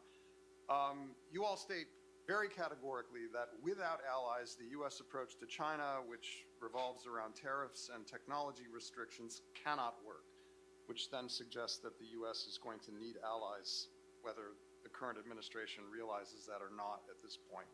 Your recommendation is that the EU should work, and you did mention this, work with like-minded partners within the U.S. alliance network to begin reform of the rules-based system. You talk about a grand bargain of sorts, one that would limit Chinese exports of strategic products and also guide Chinese investment and tech transfer to members within this broader U.S. alliance-based network. And I'm just curious, what does that look like? Because it sounds like initially this working within a U.S. alliance network is going to happen without the U.S. And so what does that look like? And then over the longer term, what is the strategy for bringing the U.S. back into its alliance network? Does that mean just waiting out Trump for the next 4 years? Does that mean convincing him that he needs to engage with the Europeans? I'm just curious how that plays out a little bit. It's a really interesting idea using, and this is not the Transatlantic Partnership, this is the broader, I guess we could call it the Western Alliance, to kind of a problematic term, but suggest something else. It sounds like using that broader alliance, the network there, but not the principal partner. How does that work? So I guess I can open. So I think we're here now, Jeff, into creative thinking, right? We're moving beyond. And so anything I say is sort of speculative, and we're here for discussion. So I think it's the kind of thinking we need to be doing right now. I think there are two serious issues. One is there's a lot of laws that can be flaunted, but economic laws in the end do carry a whammy. In that sense, I think we have to look at what does the U.S. auto industry look like if the U.S. Really goes a very different route than the rest of the world, including Europe. The U.S. is a very large, rich country, so certainly we can have our ICE vehicles for as long as we like, knowing that the rest of the world will transition and we will not have an export-based industry. And then at some point where transition becomes essential, and we can argue whether that's ever going to happen, I would argue that it is, what is the health of the industry? And I would argue that a key motivator for this is to protect the industry, is that for many people, myself included, it is unthinkable that the US and the EU would not have a healthy transportation equipment sector. So I see this as necessary, but we also have to guarantee that it will be healthy down the road. So at some point, the US is going to have to, and here comes my second point, the rest of the world exists. And for Europe, maybe that's easy to see. In the United States, especially from this city, a lot of times, you know, the world ends at our shores. But the rest of the world will move forward. Many countries are eagerly accepting and welcoming Chinese vehicles as part of their energy transition. They want to be part of the larger network that will serve those production, whether it's located in the EU or in China or in Thailand or in other places. How does the US then reintegrate into that? But that network, those folks, I think, are the ones who may be willing to talk to the EU about restraints on Chinese dominance here. Clearly, tariffs have a role to play, so does industrial policy, and perhaps domestic content rules and other rules that economists have reflexively said, no, no, no, right? But I agree with Chad, if you start to look at these overcapacity measures, you realize you know something's going on, but it's very hard to say that's the thing that, you know, but in economics, the money chart, that's the thing that's going to prove that this is, I could have convinced you there was no overcapacity if I wanted to, I think, just by showing you some other charts about Chinese EV surge. So I think that we have to find vehicles for that. Some of that we discussed in the paper include the TTC, but that's just the transatlantic relationship.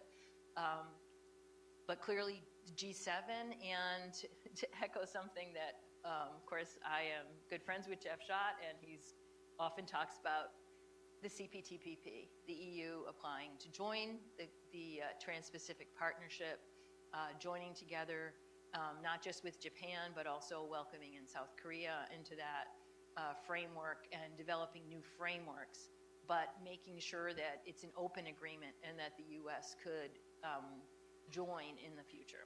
So. Thanks, Jeff. I mean, that's a great question, and perhaps I'll try and also link it with, by the way, great question, impossible questions, and Chad. I'm going to try and link your question with Chad's first question, which is, what are we actually worried about, right? And I'm a political scientist, so I'm just going to bring politics and security back in, because I don't think you can disentangle the two elements, right? You cannot disentangle the Ukraine file from the China file from a European perspective, as Jeff was saying in the first panel. The answer to your question, actually, how can you strengthen ties or connectivity within the US-led alliance architecture without the principle? Well, my answer to that question would be, you can't, right? You can't. And that sort of links me to Chad's question, because I think while the EU and the US agree that, and I'm curious about it yourself, agree that that Chinese non-market overcapacity poses a problem, I think they think it poses a problem for different reasons. Both probably worry about deindustrialization as a result of unfair competition. They may also agree that there are supply chain risks, so that's the economic security piece, and I think the EU has sort of come closer to that view in recent years. But the United States also looks at this from a national security prism, right? Because it sees China as a security threat, and it's engaged in U.S. national security language, long-term strategic competition with China. It has and that competition also has a very strong military dimension, right? Neither the EU nor its member states are there. They do not look at this as a national security problem. They look at it as a competitiveness problem, and at most as an economic security problem. And I think this explains why the higher fence, or the prohibitively high fence, when it comes to some products. You said, is it about the product being weaponized? Well, in some cases, yes, I think. And now on the other thing, having said that, and going back to your question, I don't think you can, but I think we're going to see, from a European, I'm not going to get into U.S. domestic politics, but from a European perspective, all I would say is we shouldn't get ahead of ourselves in terms of how U.S. policy, the direction of policy, particularly insofar as the transatlantic trade relationship is concerned. A lot of what we are hearing or fearing could be tactical, an attempt to renegotiate. So I think some signaling on the European part, and here I think there might be similar, the Europeans, the Japanese, the Koreans might be in a similar boat because there's uncertainty about the direction of U.S. economic policy towards them and trade policy. So there's a signaling element as well, which is about, not being totally at the mercy, because the U.S. has a lot of leverage, I think, and particularly with Europeans right now, but not only with Europeans, right, because of the security and economic link, and the fact that, and I think if there's anything that U.S. allies have in common, is that they will all try to sort of maximize their autonomy, or whatever you want to call it, because they want more autonomy, because they want more status, or because what have you. But I think they all agree that they all recognize that there's no security outside the framework of the alliance with the United States. I think that applies to Europeans, that applies to Japan, that applies to Australia, that applies to the ROK. So I guess the answer to your question is, I don't think there is a solution right now outside, without the principle, but you need to manage or try to manage the relationship with the principle as best as you can. Chad, did you want to add anything? I wanted to add one other quick thing, which in terms of this coordination question that I think is relevant here too, since we're expanding the set of policy instruments beyond tariffs, export controls, we really haven't gotten into, you mentioned it a little bit, is industrial policy. Like if we're now going to be a lot more active in going and promoting certain sectors, and some of that is clearly in response to the Chinese model and our worries, some security-related worries about market concentration, I think, which is a potential concern. And so you saw it in IRA, and you see it in CHIPS Act in the United States, and what partners and allies, certain European member states are doing and subsidizing. When there's a common diagnosis of the underlying challenge, we're worried about excessive concentration of production in, say, East Asia, and we want more geographic diversification. It's happening. We sort of acquiesce to what each other's doing. There's kind of loose coordination between governments about sharing information, and there's actually been, stood up at the OECD, I think, much more information shared than I think folks in the outside world have recognized. But that being said, that's different than coordinating ex ante on proactive things on industrial policy, right? And so the blowback to IRA was one thing. There's probably been perhaps more coordination when it's come to chips. But even then, that's different from, okay, suppose we're successful, quote unquote, on reorienting some supply chains so that we get more geographic diversification of manufacturing in a way that leads to more resilience. what do you do to sustain it? So what happens in market downturns when all of a sudden now there's political pressure for tariffs to do something about it? Do we share the pain amongst ourselves, or does that cooperation break down and we start going after each other? If we just rely on trade defense instruments, there's a long history of going after each other. It's very industry driven. We haven't thought through those kinds of questions yet either. So the long-term cooperation when we're in a world of industrial policy, I think, is important to contemplate as well. You have a very long paper that you two have to And you want us to make it longer. Yeah. No, it has to be even longer in a good way. Very good. Let's open it up. I see Federico, and would you like to, please, yeah, if you just line up there. I will say you should really develop this argument. I think it's fascinating. When I ran across the reference to the U.S. Alliance Network, I thought of a kind of intervention in an extended family where the matriarch or patriarch is, suffering from mental illness or substance abuse, and everyone comes together to help pull them back in. So take it for what it's worth. Federico. Thank you. I'll be short. It's a long queue. So my question is about the WTO. To what extent, given the diplomatic resources are scarce, should the EU and the US dedicate to try to renew it? Or also related to that, does it really matter? Because in the last 5 years, we've had a very weak WTO with problems in the dispute settlement mechanism and the appellate body, and still the fragmentation of the global economy is, I would say, limited. So do business care about this or not? So what's the future of WTO in line with the transatlantic relationship? Why don't we take these questions in two groups of two? That'll give you a little time to reflect on them as well. So please. Yes, Nick Lardy, Peterson Institute. I want to expand on what Mary talked about and Chad alluded to briefly, and that is the difficulty of defining excess capacity, particularly non-market excess capacity. And I'm not an expert on the Chinese auto industry, but I look at it a little bit. And it seems to me what we've seen in the auto industry is a dramatic technical transformation in which the share of EVs in the domestic market has gone from 0 to 50% in a very short period of time. Most of these EVs are being made by new entrants, companies like Tesla, BYD, and a number of others. And where we really have excess capacity is in the internal combustion engine sector of the auto market. There's massive excess capacity, but it's inevitable when you have such a rapid pace of technological change and change in demand. And I don't have the exact data in my fingertips, but I think it is the case that China is exporting more internal combustion engine cars than EVs. EV exports obviously have gone up rapidly, but from a very small base, and the share of EV production that's getting exported is still pretty small. So the automobile industry in China strikes me as very competitive, a lot of new entrants, and the excess capacity is a function of technological change, and I think it's a pretty market-driven sector. Take a crack at those first two questions, the WTO and market changes in the auto industry. I'll just respond quickly to Nick, and I think, Nick, you're raising very important questions which we've just really begun to surface.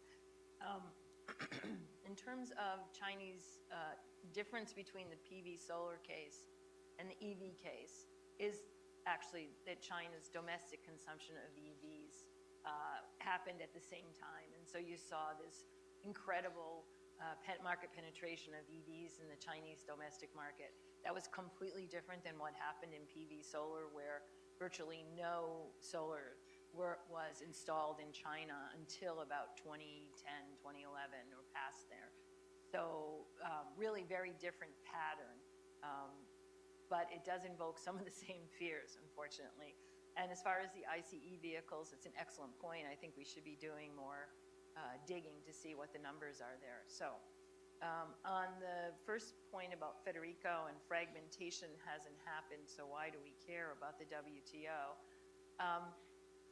It's an important point.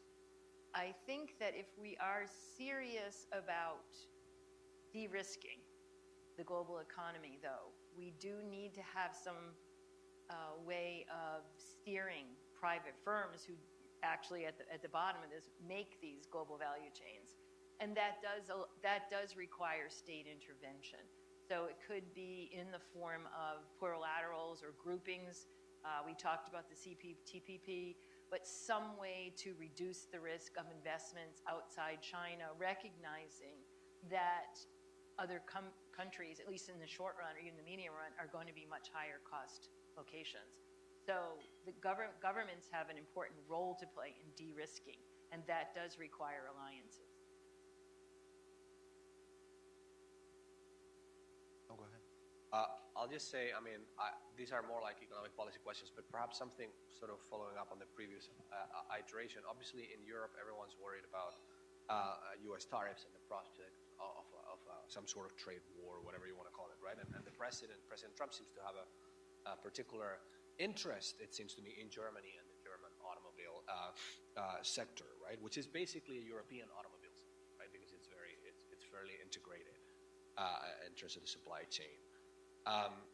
So I think one thing to bear in mind, and Antonio and Jeff touched on it in the first panel, is that there has been an effort in the last few years to build some sort of European consensus on the issue of tariffs on Chinese, right? And Chad also touched on that. And it's a fragile consensus. It's probably an imperfect or insufficient one from a U.S. viewpoint, but there it is nonetheless. And I'm just not sure that the European automobile sector can actually afford to wage a true front. You've got a lot of, so ironically, a U.S. push, and I'm thinking about the point in the previous panel about if you go too hard on China and you're incentivizing China to go to Europe and vice versa, right? So ironically, a U.S. push against the European automobile sector, or for that matter, against the Japanese or the Koreans, may actually incentivize, may actually lead these consensus against Chinese EVs to crumble, right? Because of European internal politics. So it's just like you have some people in the current administration insisting on the need to establish clear priorities when it comes to security and defense policy and prioritize the larger threat, which is the China threat in the Pacific over the Russia threat. In Europe, a discussion on priorities when it comes to trade and tariffs may also be overdue, right? To basically figure out which tariffs are more important to you, right? And go easy. Can I just make one point related? One of the best parts about being an American policymaker is the ability to go to Europe, and you go to Brussels and you get the European-wide perspective, and then you go to each member state. And so back to this question about views on Chinese non-market overcapacity, you get very different views across member states, right? You'll have some that are worried about. I was in Italy, and they're Stellantis, very worried about job loss. They're announcing, 30,000 jobs in the industry at the same time. Stellantis and CATL are announcing a new plant or something in Spain. And so and you go to other countries and they're like, we don't have an automobile industry. These cheap Chinese EVs sound great. Why would we want to put tariffs on something like that, right? And this is even within Europe. It's going to be a very difficult question as well, let alone transatlantic. Let's take the last two questions, please. Thank you. Hi, David Nelson with Global Business Policy. The sectoral issues that you guys are raising are obviously fundamental for political economic discussions. But I wanted to ask a question, a kind of a more macro, bigger picture question. So China has this large, persistent, and apparently growing global trade surplus. The Chinese argue that that's comparative advantage. It's a success of their development model. In Europe and the U.S. and other countries, we argue, well, it's subsidies, it's dumping, to some degree it's exchange rate policies. Do any of those issues actually explain this persistent and growing trade surplus that seems somehow incompatible with classical or neoclassical trade theory? Or is there something more fundamental about the Chinese economic model that would require a somewhat different interface between Chinese economy and Western economy? Please. Hello, Alex Taylor-Fowles. I cover China policy at the German embassy, so a few of your comments made me feel very seen. But I have also a kind of a big picture question, and it sort of refers to what Secretary Rubio said in his confirmation hearing, where he talked about the rules-based international order being obsolete and indeed being weaponized against the US. And that sort of made me think about the framing of this whole session, where you talk about, transatlantic cooperation within the rules-based system or within the rules-based international order. Is that a helpful framing anymore in this new era in which I would argue the US views the geostrategic competition with China as being such that it needs to extricate itself from the rules-based system in order to compete properly with China? Can you talk a little bit about that framing and what it means for sort of this rules-based international order to which we all seem to still be clinging desperately? Thanks. A couple of small questions. Yeah, just briefly, I think you sort of answered the first question in a way. I mean, it seems to me, if I understood it correctly, it seems that the Trump administration's view on this is indeed the institutional and normative architecture that we have provided ourselves with is unfit to deal with it. With the China challenge, so therefore there's no amount of tweaking that will fix that. We just need to pull the plug on the order, right? It seems to me that this is the Trump administration's view. It's not the European view. On the first question on the trade surplus, it's important to know that China hasn't run a continuous surplus for the last 20 years. It was very close to balance at one point. So this does change. None of these micro reasons really work, and no micro answers. Tariffs are not going to fix it. It's a macroeconomic imbalance, and obviously, let me just say, most China studies people look at the balance between Chinese production and Chinese domestic demand, and are urging both within China and outside China the government to do things to stimulate domestic demand. It's also why we look at exports, difference between production and domestic demand, to try to get a first pass at overcapacity. Having said that, there's the flip side, which is that the U.S. development model also has its imbalances, and we are likely to see those imbalances increase rather than decrease as the U.S. extends the tax cuts that were extended under the first Trump administration, perhaps expanding them, as well as other types of expenditure. So we'll have to see where the U.S. federal budget deficit ends up, where U.S. stimulus of our economy ends up, and look to see whether this imbalance and the dance that these two countries are engaged in actually slows down or quickens. So I think we have macroeconomic imbalances on both sides that need to be tackled before we see a sustainable change to the problems of persistent deficit and a persistent surplus. Great. That brings us to the end of our second session. Please join me in thanking the panelists for a very stimulating discussion. And I think we're just going to make way right away for the third panel.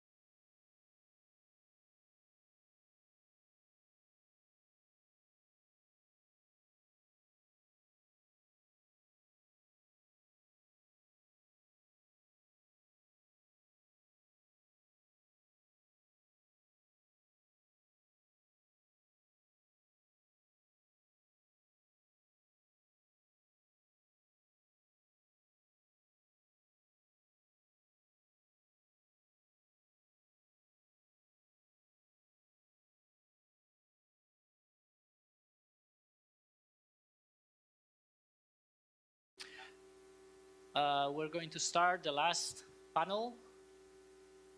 Thank you. I'm Federico Steinberg. I'm a visiting professor at Georgetown University and also at the Elcano Royal Institute, a Spanish think tank. And I'm going to be moderating this last panel on currency competition and rivalry between the dollar, renminbi, perhaps the euro.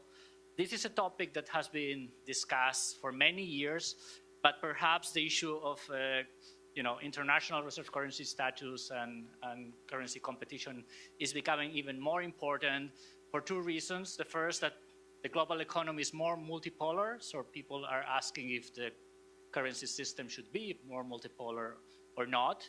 And the second one is that the growing US-China rivalry puts on the table the use of new instruments to perhaps try to internationalize currencies. As we're going to see, the numbers are very clear. The dollar is the global hegemonic currency. There's no real contestation there. On the other hand, there are new elements on the table recently.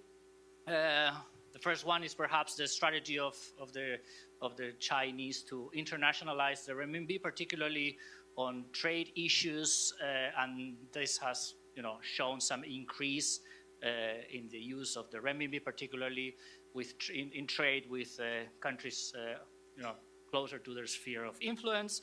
Also, we're seeing the discussion around sanctions. So how do sanctions from G7 countries affect the trust in private actors on the use of the dollar and the euro? Also, nice developments on the project of the fiscal union in the European Union that everybody understands is the missing element for the euro to be really trusted and the governance structure to be there clearly present for more use, more international use of the euro, perhaps on a diversifying strategy by central banks. And then finally, the discussion about the rising levels of US debt and to what extent that combined with the use of crypto could also change the system, right? So these are the issues we're going to be discussing.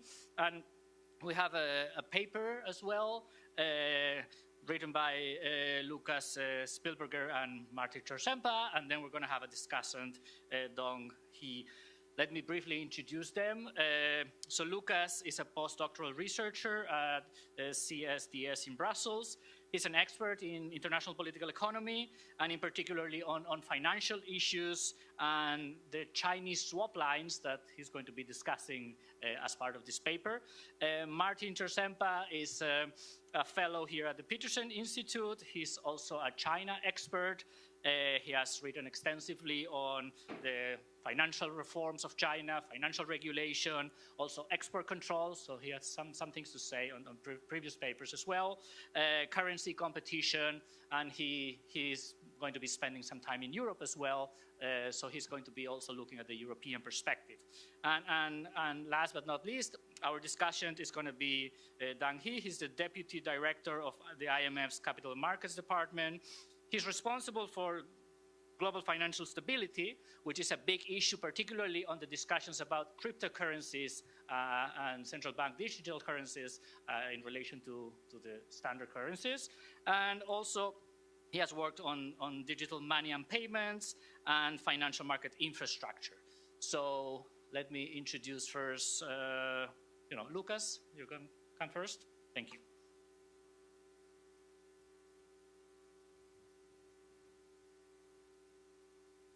All right, thank you, Federico. I'm delighted to be here, have the opportunity to speak and to contribute to this wonderful conference this morning. Federico has already set the stage a bit in the sense that he mentioned that obviously the US dollar is so far still the hegemonic currency in the international financial system and plays an important role in financial markets and trade invoicing and various other functions that international monies perform. But at the same time, the use of international sanctions is not just in the realm of trade, as we've previously discussed, but it's also been a long-standing concern in the realm of financial policies. Very prominent recent cases, obviously, been the sanctioning of Russia following the full-scale invasion of Ukraine in 2022 and the exclusion from SWIFT. And concerns about sanctions overreach in the realm of finance predate even the first Trump administration, and in that sense also a staple of the concerns about the international role of the dollar. At the same time, these infrastructures are centered in Europe. So, for instance, SWIFT is domiciled in Belgium. So, in that sense, there's always a strong transatlantic component to these measures that we try to unpack a bit. And in our policy brief specifically, we're interested in the degree to which China can challenge that, because the Chinese have had a very long-standing policy of trying to promote the RMB as an international currency as well. And the Chinese approach has relied on two pillars. One pillar has been to promote renminbi as an investment currency, to make it attractive as a store of value, which has largely been done via Hong Kong capital markets and more recently via banks in Luxembourg. Very arcane topic, don't need to get into that, because in our policy brief we focus on the second leg of the approach, which has been to make the renminbi attractive as an international payments currency, its role in trade and settlement particularly. Now, if we look at this, we see that the role of the renminbi in that realm has increased significantly. In late 2023, the Financial Times reported that the renminbi overtook the euro as the world's second most important trading currency. On aggregate measures, it's still in fourth place, but in this realm, the renminbi is playing an important role. Now, we see that in the trade with China, it is currently at about a third of all Chinese trades that are being invoiced in renminbi. So this is a very significant role, but what Martin and I argue in our policy brief is that this role is not so much a systemic challenge to the dollar, in brackets, yet, as it is an instrument for Chinese bilateral policy that can be wielded quite powerfully.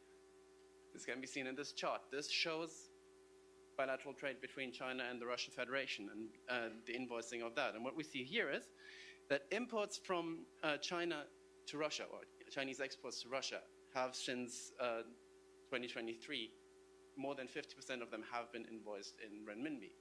So that is basically saying that after Russia was sanctioned by the West, the use of Chinese infrastructures allowed them to keep trading and keep importing all the goods that we heard about in the previous panels on sanctions goods and trade.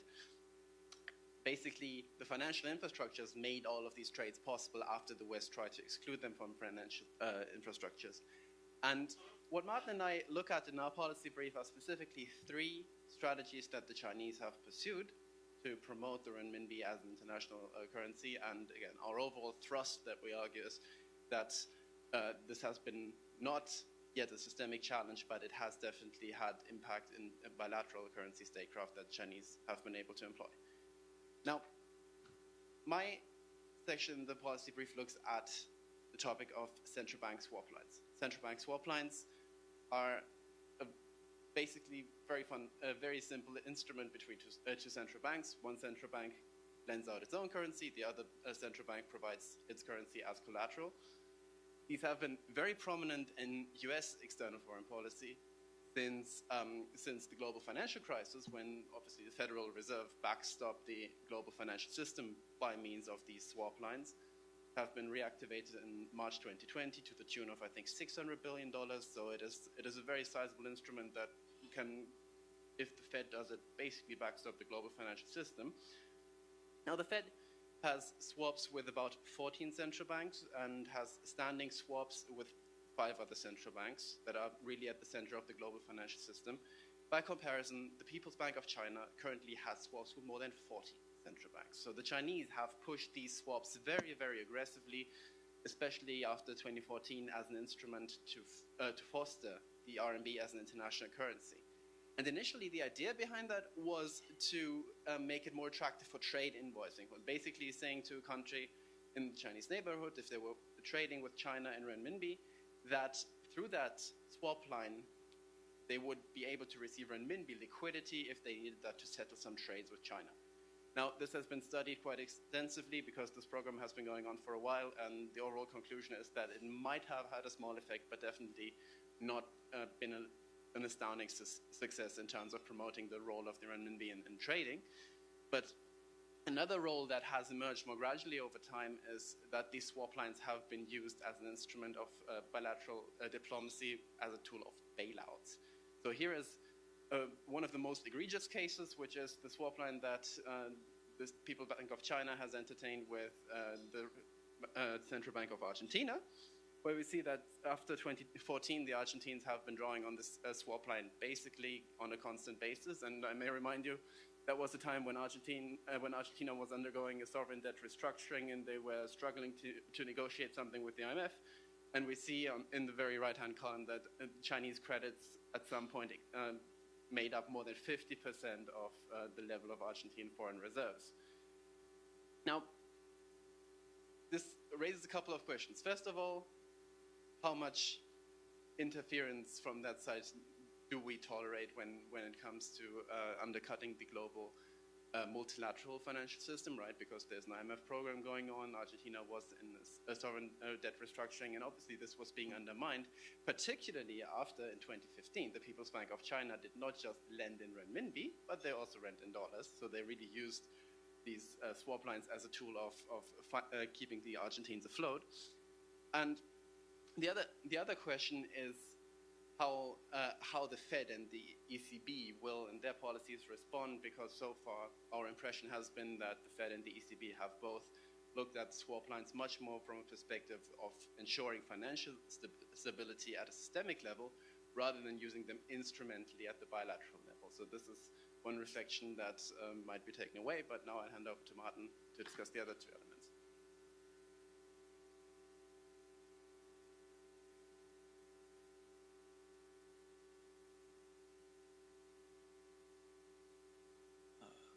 All right, thank you, everyone.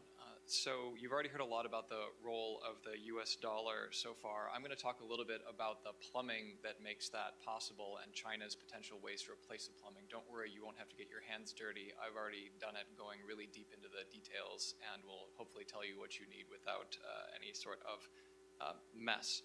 So the first element of infrastructure I'll talk about is SWIFT. And SWIFT gets talked about a lot by people, especially around Russia's invasion of Ukraine, when there was all this discussion about de-SWIFTing Russian banks, but is often not really understood.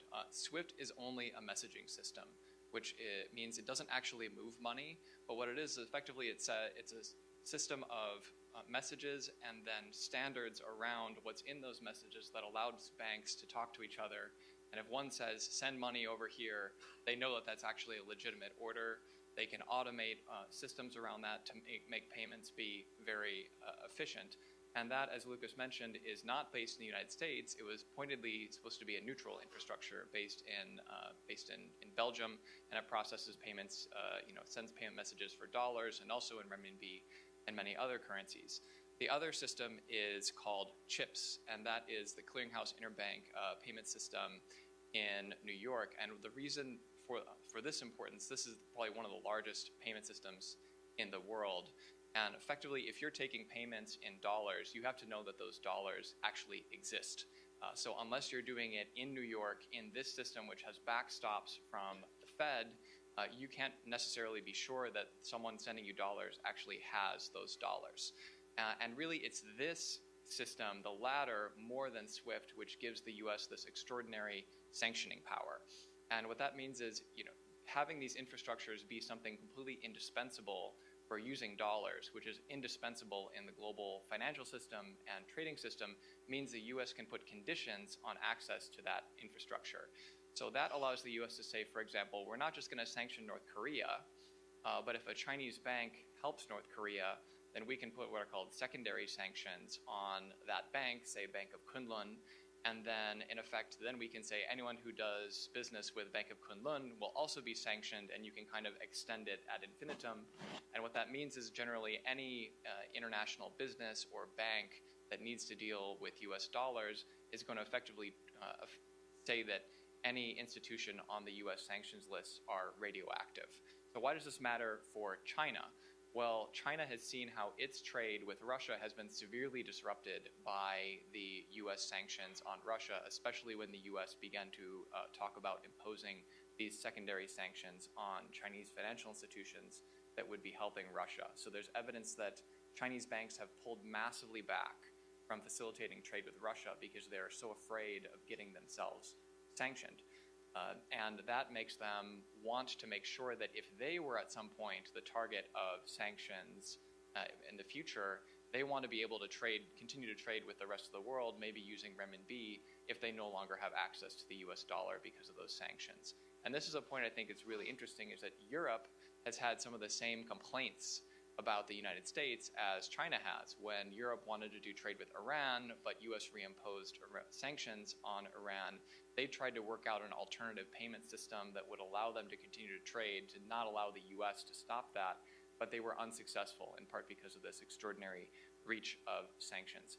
So what are they doing to try and get around it? One of the most discussed elements of this is this Chinese system called CIPS, C-I-P-S. So we have the US chips, which you can't eat, and Chinese sips, which you can't drink.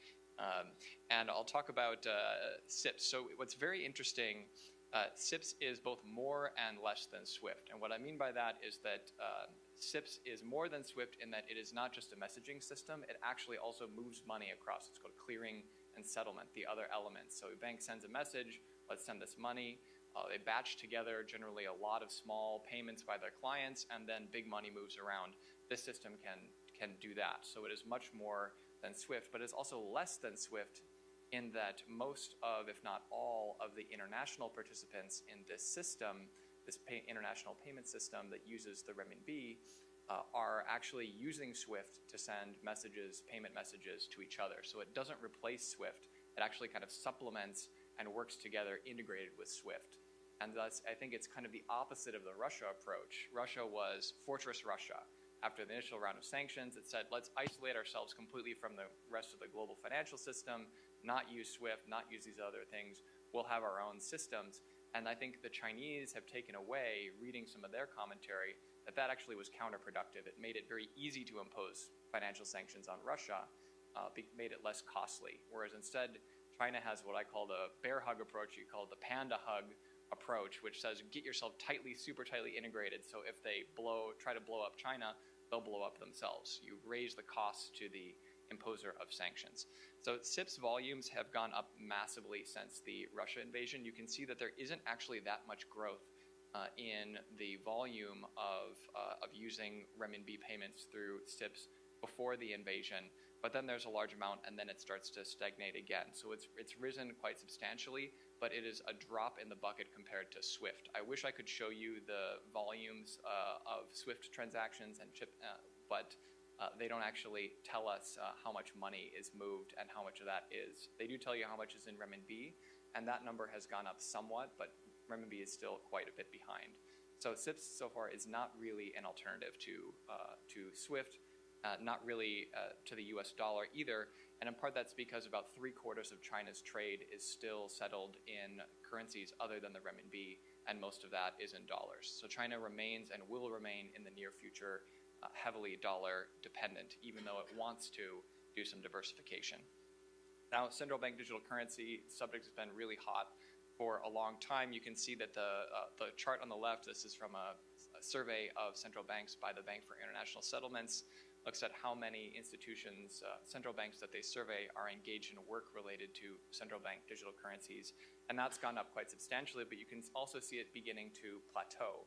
And I think that's actually quite interesting. All these central banks realize they don't want to be left behind by the crypto world, by stable coins. So they all rushed into it, and then they realized, well, maybe this is actually harder than it looks. Maybe it might not be as rewarding as it looks either. And so we're now many years into the hype around central bank digital currencies, and no major country has actually launched a central bank digital currency to be used in itself. China is one of the most advanced, and it has been in a pilot program for quite a long time and seems to really struggle to find anyone to use it.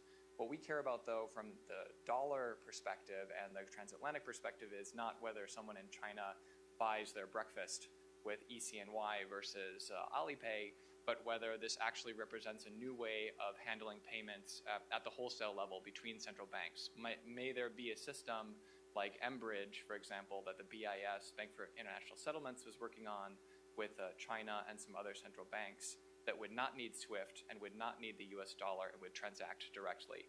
And the main takeaways I want to say on this is that First, because no major central bank has actually implemented one of these, there really is no network to plug into. So there's not really an advantage for China to internationalize an ECNY compared to a regular form of the renminbi, which is also digital, by the way, already. Central banks currently don't do international payments by having somebody run checks around in a suitcase on a plane, moving it from place to place. These are all digital payments anyway. So you say digital currency, what is actually the difference? And therefore, it's not really a near-term concern, but it's also an area of divergence transatlantically. So President Trump, one of his first actions was to ban any movement toward a central bank digital currency. And one of the interesting things about this order is it seems like it would actually make it illegal to work on central bank reserves, which everybody already uses internationally to transact, because it just says a digital form of central bank money, which already exists in the world. So it's not necessarily the best worded thing. And it contrasts quite substantially to the ECB, which has done an enormous amount of work trying to push forward on a retail central bank digital currency in Europe. And one of the motivations that they say for that is similar to China. They say, we don't want to be completely beholden to the United States and only US payment companies, which currently dominate Europe's payments market.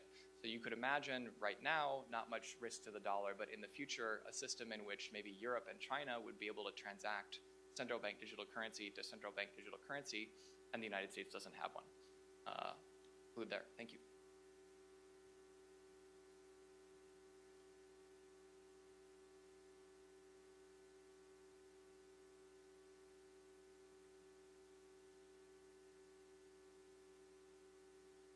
Good morning, everybody. Let me first thank Mary for inviting me to be here to participate in this very interesting event. It's a pleasure to be back at the PIIE. It happens, actually, today is the Chinese New Year. So let me first wish everybody a prosperous Year of the Snake. Now, I've been asked to play the role of discussant of this policy brief. I think my role as discussant is really to provide some supplementary perspectives on the analysis and arguments. I think I have two main observations. One is that, as you can see from the presentations by Lucas and Martin, they are really very clear. I think so. One strength of this policy brief is provides a very clear and clearly written and informative summary of the popular narratives. That's my first observation. The second observation is that I think the paper would benefit from a deeper reflection of the economics of international payments and currency use. So let me elaborate a bit on this second observation. I would have three thoughts on the following 3 points. One is the economics of international currency in the payment networks. What determines the network dynamics of international currency in the payments. The second is the role of official policies versus market forces. And the third point, which I would like to share some thoughts on, is how do we really uphold multilateralism and safeguard the continued integration of the global payment system and the smooth functioning of the international monetary system? So first, the economics of international payments and currency use. A simple definition, of course, international use of a currency means the currency serves as the medium of exchange, store of value, and unit of account in international trade, international finance, and foreign exchange reserves. So it's really an extension of domestic functions. So the dollar, here we are in the United States, the dollar is used for domestic transactions, but the dollar is used in other countries, right, for international trade, international finance, and used as a major reserve asset. So the theoretical literature is quite well developed, points to safety, liquidity, quality, and transparency in policy making, trade links, financial connections, and the geopolitical considerations as factors to explain why some currencies are used disproportionately in cross-border transactions. So price stability and confidence in the currency's value, both stemming from the credibility of the monetary authority for the central bank and the broader institutional quality of policymaking of the issuing country, are critical for its use as an international currency, since these factors affect the role of the currency as a unit of account and the store of value. The more liquid and developed the country's financial markets, the more likely that other countries will use its currency for intervention purposes or to denominate financial assets. The third aspect is that the larger a country's share in world output and trade, the more likely and other countries will use as its currency used due to its economies of scale. Here we might note that, for example, the United States probably is the most central nation when you think about the network of international financial linkages when you do a network map. But China is actually the most central node in that network in terms of international trade. So that's an interesting comparison here. Now, the larger a countries or the status of international currency is also influenced by the geopolitical relationships, of course, between the issuing state and the countries that adopt and use the currency. So that's from a theoretical point of view. But the empirical literature is not really very developed after so many decades of working on this issue. So importantly, I think that's because we haven't really had a lot of data points. So as economists, we want to have data to explain the changes. But here we don't really have a lot of data to work on because, the United States, the dollar status has not varied that much. It has been the leading reserve currency for many decades, at least since the 1940s. So we don't really have a lot of data to work on to explain the variation in the status of a major international currency. So that's the handicap that we have. So as a result, we don't really know how to rank the importance of these various factors. Thus, we cannot be confident enough that geoeconomic fragmentation will override the desirability for liquidity, for example, in the use of currencies. So we have observed that the use of currencies internationally is affected by strong network effects or externalities. And the leading status of the US dollar has been quite persistent. So we have observed that also cross-border payments based on correspondent banking relationships and centered on the SWIFT messaging system. So Martin really has done a very nice job just now explaining to you the role of SWIFT, the role of chips, and probably other payment systems. So these have also demonstrated powerful network effects. So network effects really basically occur when the private value of using a service or a product increases when the number of other users with the number of other users, right? When everybody else uses the same currency or the same language, I'll come to the use of English language, and then the value of using that, the private value of using that also increases. So once a currency is established internationally, the fact that it is used by many increases the likelihood that others will adopt it. Hence, once a currency gets established as a leading currency, it tends to be in a self-justifying strong position. Nevertheless, some networks, also characterized by strong externalities, such as social networks and even e-commerce networks, do change their topology from time to time. So as you all know, these days, teenagers do seem to switch between different social networks quite easily. And you know some of the big techs, they worry about how dominant or how persistent the dominance of their networks would be when alternatives get set up, right? So that's an interesting observation there. So are currency and the payment networks more similar to language networks? For example, the international use of the English language or social networks. There are arguments on both sides.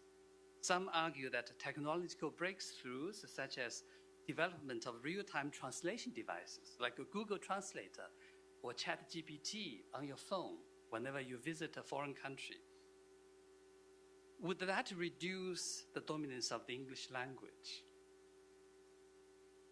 Others argue that attractiveness of English is inherently linked to the rich and the dynamic cultures of the English-speaking peoples, so hence would not be easily diminished by the mere force of technology. So switching cost, reduction in switching cost with advancement in technology does not necessarily lead to a change in the dynamics of networks. But there are arguments on both sides. So in a nutshell, our knowledge about how currency and payment networks may shift is still very limited. However, we can be quite confident that the status of a leading international currency is a constellation of all of the factors I've just mentioned above.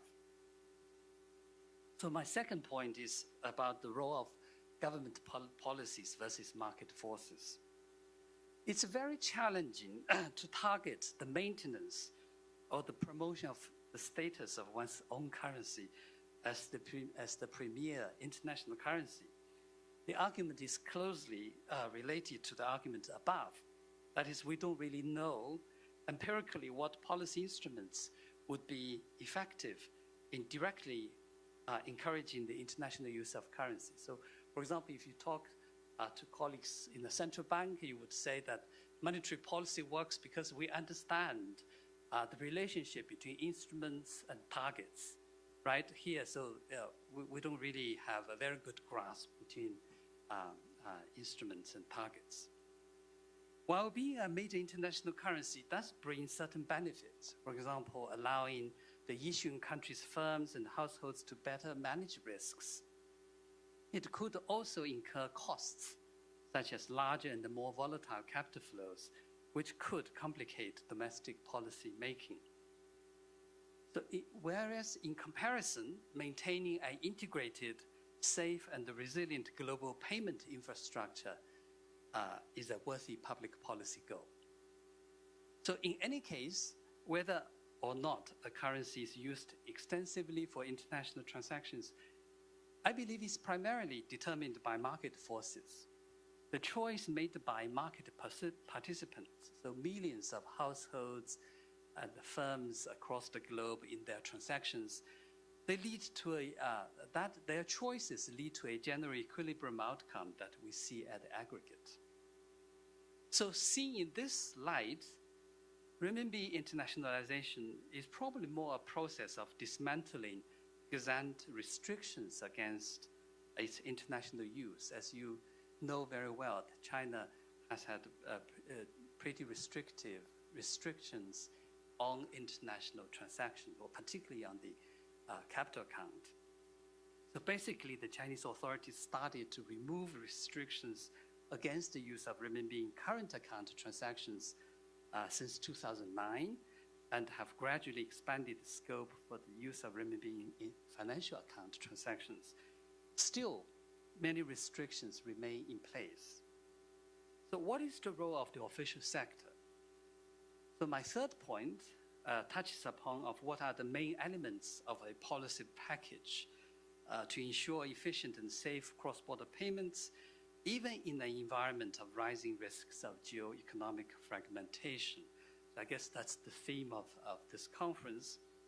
So an integrated, safe and efficient and resilient global payment landscape does not necessarily mean one single system. It does imply that the different systems are interoperable with each other, and payers and payees can seamlessly choose the instruments, service providers, and the rails that provide them with the cheapest costs, fastest speed, best transparency, and wide availability. So it means that different systems adhere to the same international standards, such as ISO 222 for data and message exchange. So that's a standard that payment system experts would love to talk about.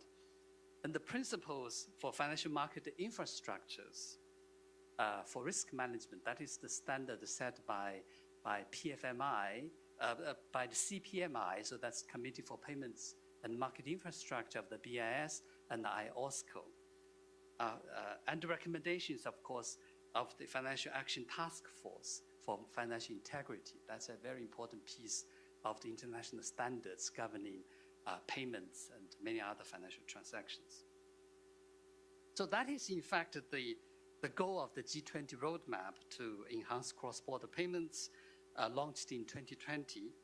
The G20 roadmap aims to address both current market frictions impeding the efficiency of cross-border payments and also to shape the future of payments through the adoption of new technological solutions. So Martin mentioned many of the initiatives that have been going on globally, both in the central banks and in the big financial institutions, of course, also in the startup sphere. And of course, the International Monetary System, International Monetary Fund, that's where I work, supports countries in their efforts to improve cross-border payments. The fund's role is to provide the necessary technical assistance and provide advice to help countries address market frictions and implement international standards. So the IMF, of course, has the widest membership in terms of countries, the number of countries. We have 191 countries now.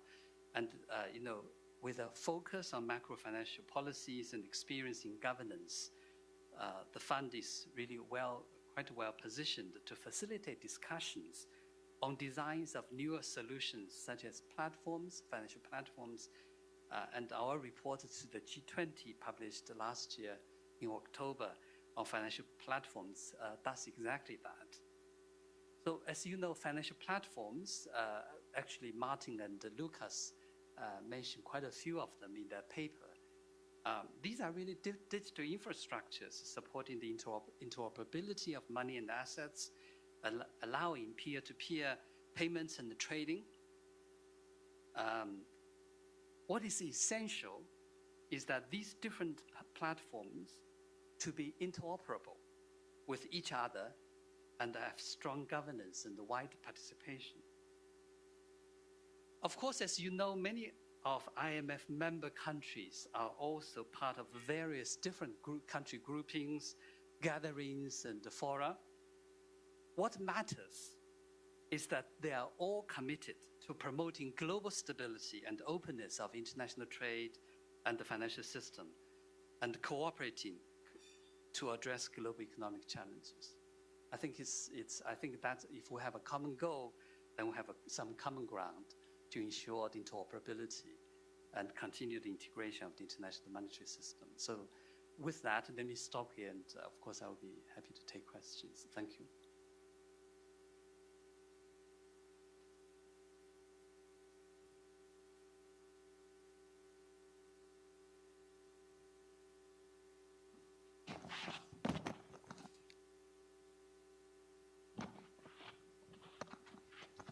Well, thank you all. We have about 20 minutes for questions. I'm going to start with some observations and some questions and wait for you to come up to the mic also. Well, the first thing I was thinking about the central bank digital currency, and I remember a conversation with someone from the ECB quite recently that told me that CBDCs were a solution in search of a problem. So maybe there's something there, and that's why we've had a lot of research, a lot of interest, but then lately not much action. But I have two groups of questions for you three, basically. Many of you touched on this. So the first thing would be on the literature on the economics of global reserve currencies. You did a great job on analyzing most of the factors, but people like Jerry Cohen always point out that the elephant in the room at the end of the day is the linkage between economics and security and defense. So in a way, this example of at many points in time, it was not really a good idea for Saudi Arabia to continue invoicing oil in dollars. Maybe they wanted to buy BMWs from Germany. It was perhaps a better idea to sell in euros and avoid exchange rate risk. But they did so because of the security umbrella. So the question would be, to what extent with this new geopolitical landscape, this is an issue or not really? That's something I just put on the table, the security umbrella of the US, perhaps the changes of the new administration regarding that. The other thing has to do with why doesn't the Europeans like secondary sanctions? If they seem to be so powerful, and that's something maybe, Martin, you mentioned it, or Lucas. And the third one, Ike Green has recently argued that the role of the dollar as a hegemonic currency, and he's perhaps the big name here for everything, the network externalities and the analysis of the rise of the dollar and the exorbitant privilege. To what extent, as he says, any risks to the dollar come from domestic economics and politics, he would argue, and the management of debt and the role of the Fed, etc. So perhaps you can tackle these three as you like, and then we can open for all the other questions. So please. I guess I can start on that. Why do the Europeans not like secondary sanctions? I think they sometimes like secondary sanctions, like when they're on Russia. When you agree on the target, then the power of US sanctions are really helpful. When you disagree on the target, you have a lot of friction. And I think that kind of links up with some of the other questions around if US sanctions are perceived as legitimate by much of the international community. For example, in the Russia case, they were joined by every other major reserve currency issuer except China, which you can say isn't really a reserve currency issuer that much yet. And therefore, it didn't really have as much impact. But when the US overreaches, it creates a lot of risk. So the US has so far not used sanctions on China in any major way. They've sanctioned many Chinese individuals, companies. We've done some really good analysis here. We made some co-authors looking at and you can't find a single major Chinese bank or major Chinese company that's on the US sanctions list, which is quite extraordinary restraint considering the frictions in that relationship, but that could change. And so I think the greatest risks to the dollar really would be, one, sanctions on China that would be perceived by the international community as going beyond what they would want to do, trying to cut off extraterritorially other countries' trade with China. And then secondly, something we're concerned about, independence of the Federal Reserve, credibility of US economy and its centrality in these financial networks. If we start seeing erratic policy making and kind of runaway inflation because the Fed is, despite inflationary pressure, not raising rates because it's pressured by the president, something like that, that's a major risk to the dollar as well. I guess, so I mean, these are all very important questions. I guess on the link between security policy and currency internationalization, we can emphasize that all the aspects of the Chinese efforts to promote the renminbi that we discussed were not linked to any direct coercion or anything of that kind. So I think if security plays a role, it's more in the background rather than that there's kind of an instrumental way of coercing countries to use our currency. I think that maybe was something in the 19th century, but I'm not sure to which extent we still do that today. The other issue is how much domestic foundation the US is willing to continue to provide, and Europe for that matter as well. In Europe, the wind is shifting in a different direction. The ECB has recently thought about how it can align its stance on the international role of the euro with the EU's general pivot towards what it's now called open strategic autonomy. And this is an ongoing discussion. There was recently a first large report published by the ECB. So this is generally something, if we think about how how if you issue an international currency, you can align that with, on the one hand, central bank independence, on the other hand, conformity with broader international economic policies. I think that's a challenge for everybody.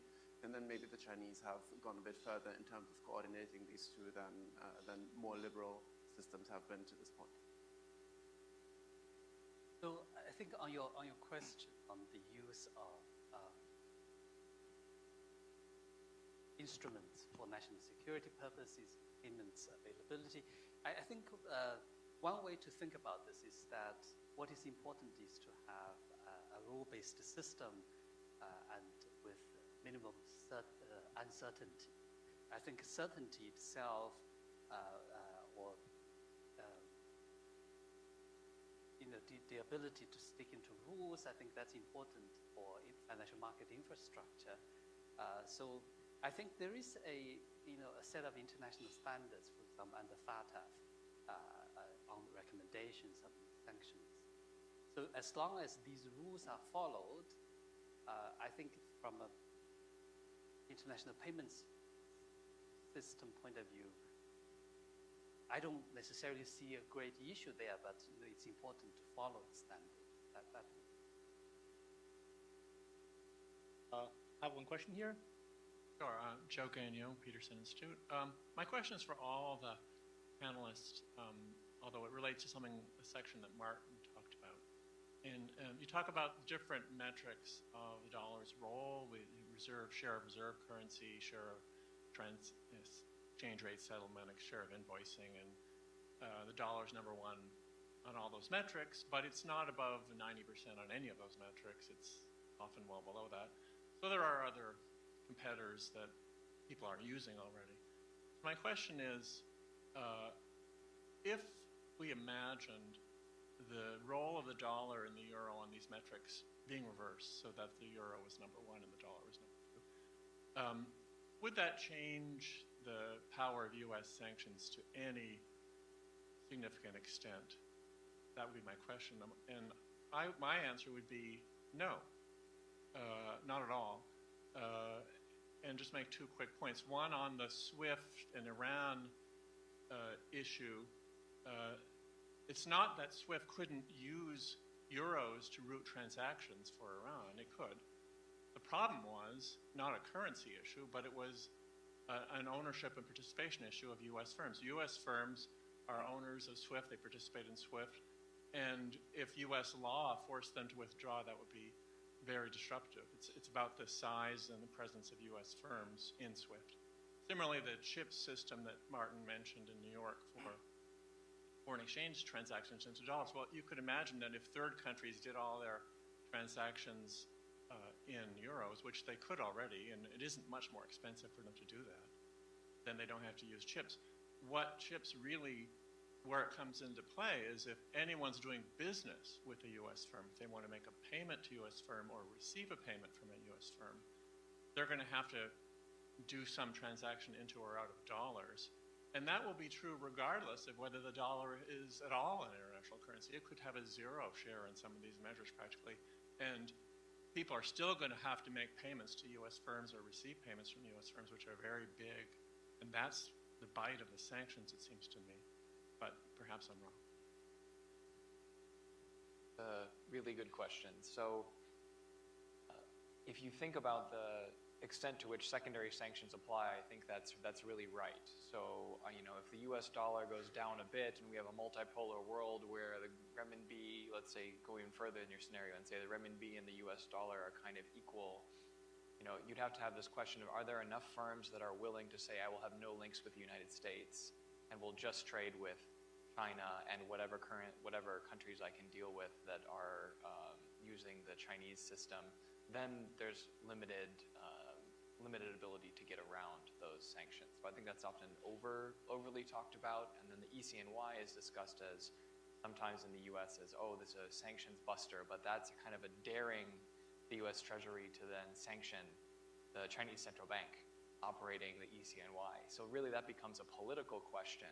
The reason I'm a little bit hesitant to lean into saying it doesn't matter in your framing is that I think if the US dollar share goes down quite significantly, there could be a bit of a sudden difference. So Gopinath and Stein have a really interesting paper where they kind of argue this kind of movement, like Clodon was mentioning earlier, we don't have very many historical examples, but you do some modeling, you see that movement, because there are so many network effects that are self-reinforcing, if one of those or a couple of those metrics go down enough, you could see a big shift quite quickly.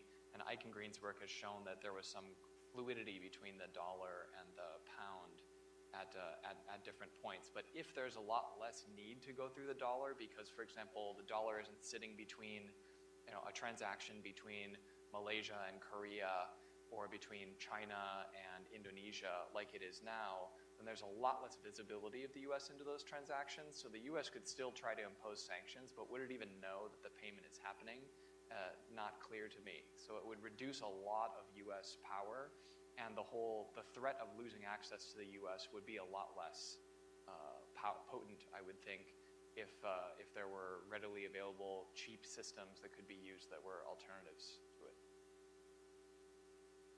Well, I mean, my addition to that would be is that if we want to envisage what a multilateral currency order looks like, it's not that countries would neatly separate into blocks, right? But it's much more about their positions within networks, as you said, and then as such, it would be basically about exploring different pathways to executing the same payments. So in that sense, the existence of a credible alternative would not per se undermine continued existence of trade links of non-sanctioned entities, but it would just mean that you might effectively within the countries have parallel tracks executed. And to some degree, I think that has been explored in China in the context of the sanctions against Russia, but not at scale.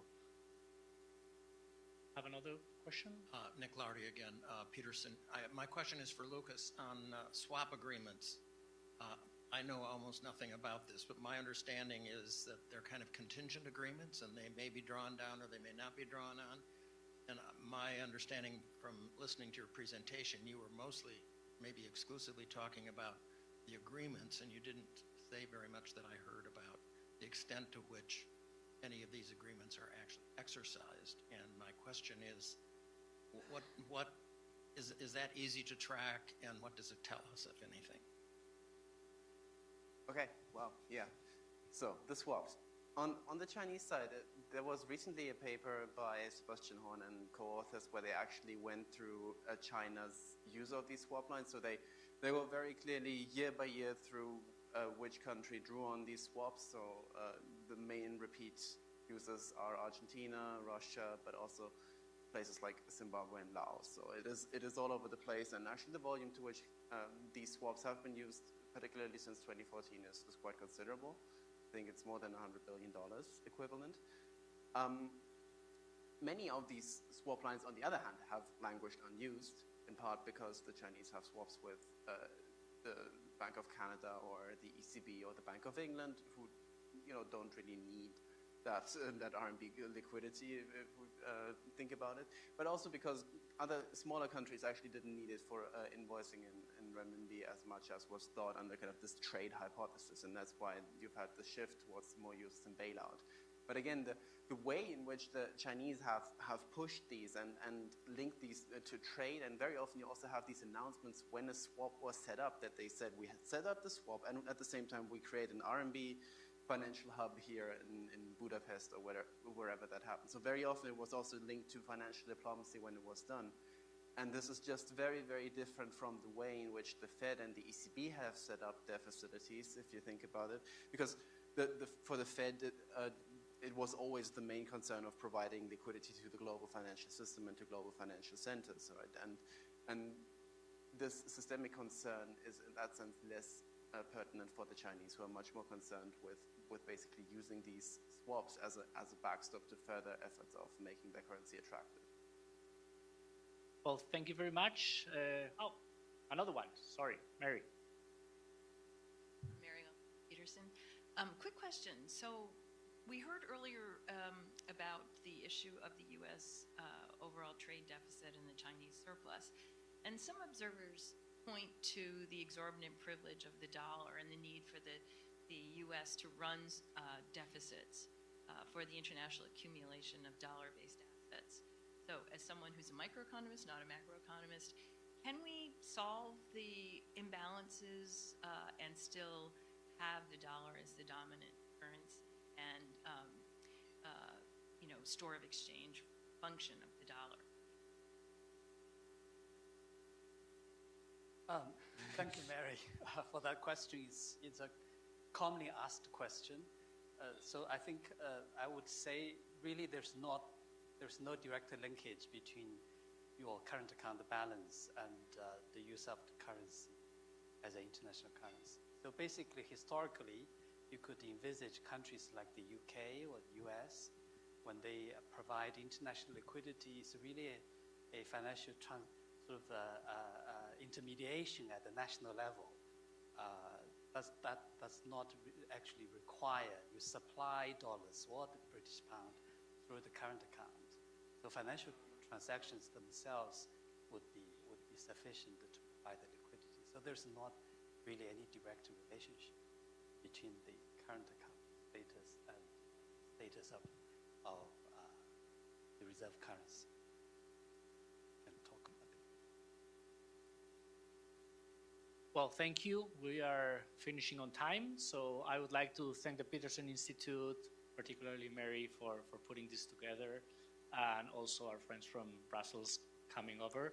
Now we have a lunch. I invite everyone to stay, and to people online, this will be available with the presentations. So thanks a lot. See you next time.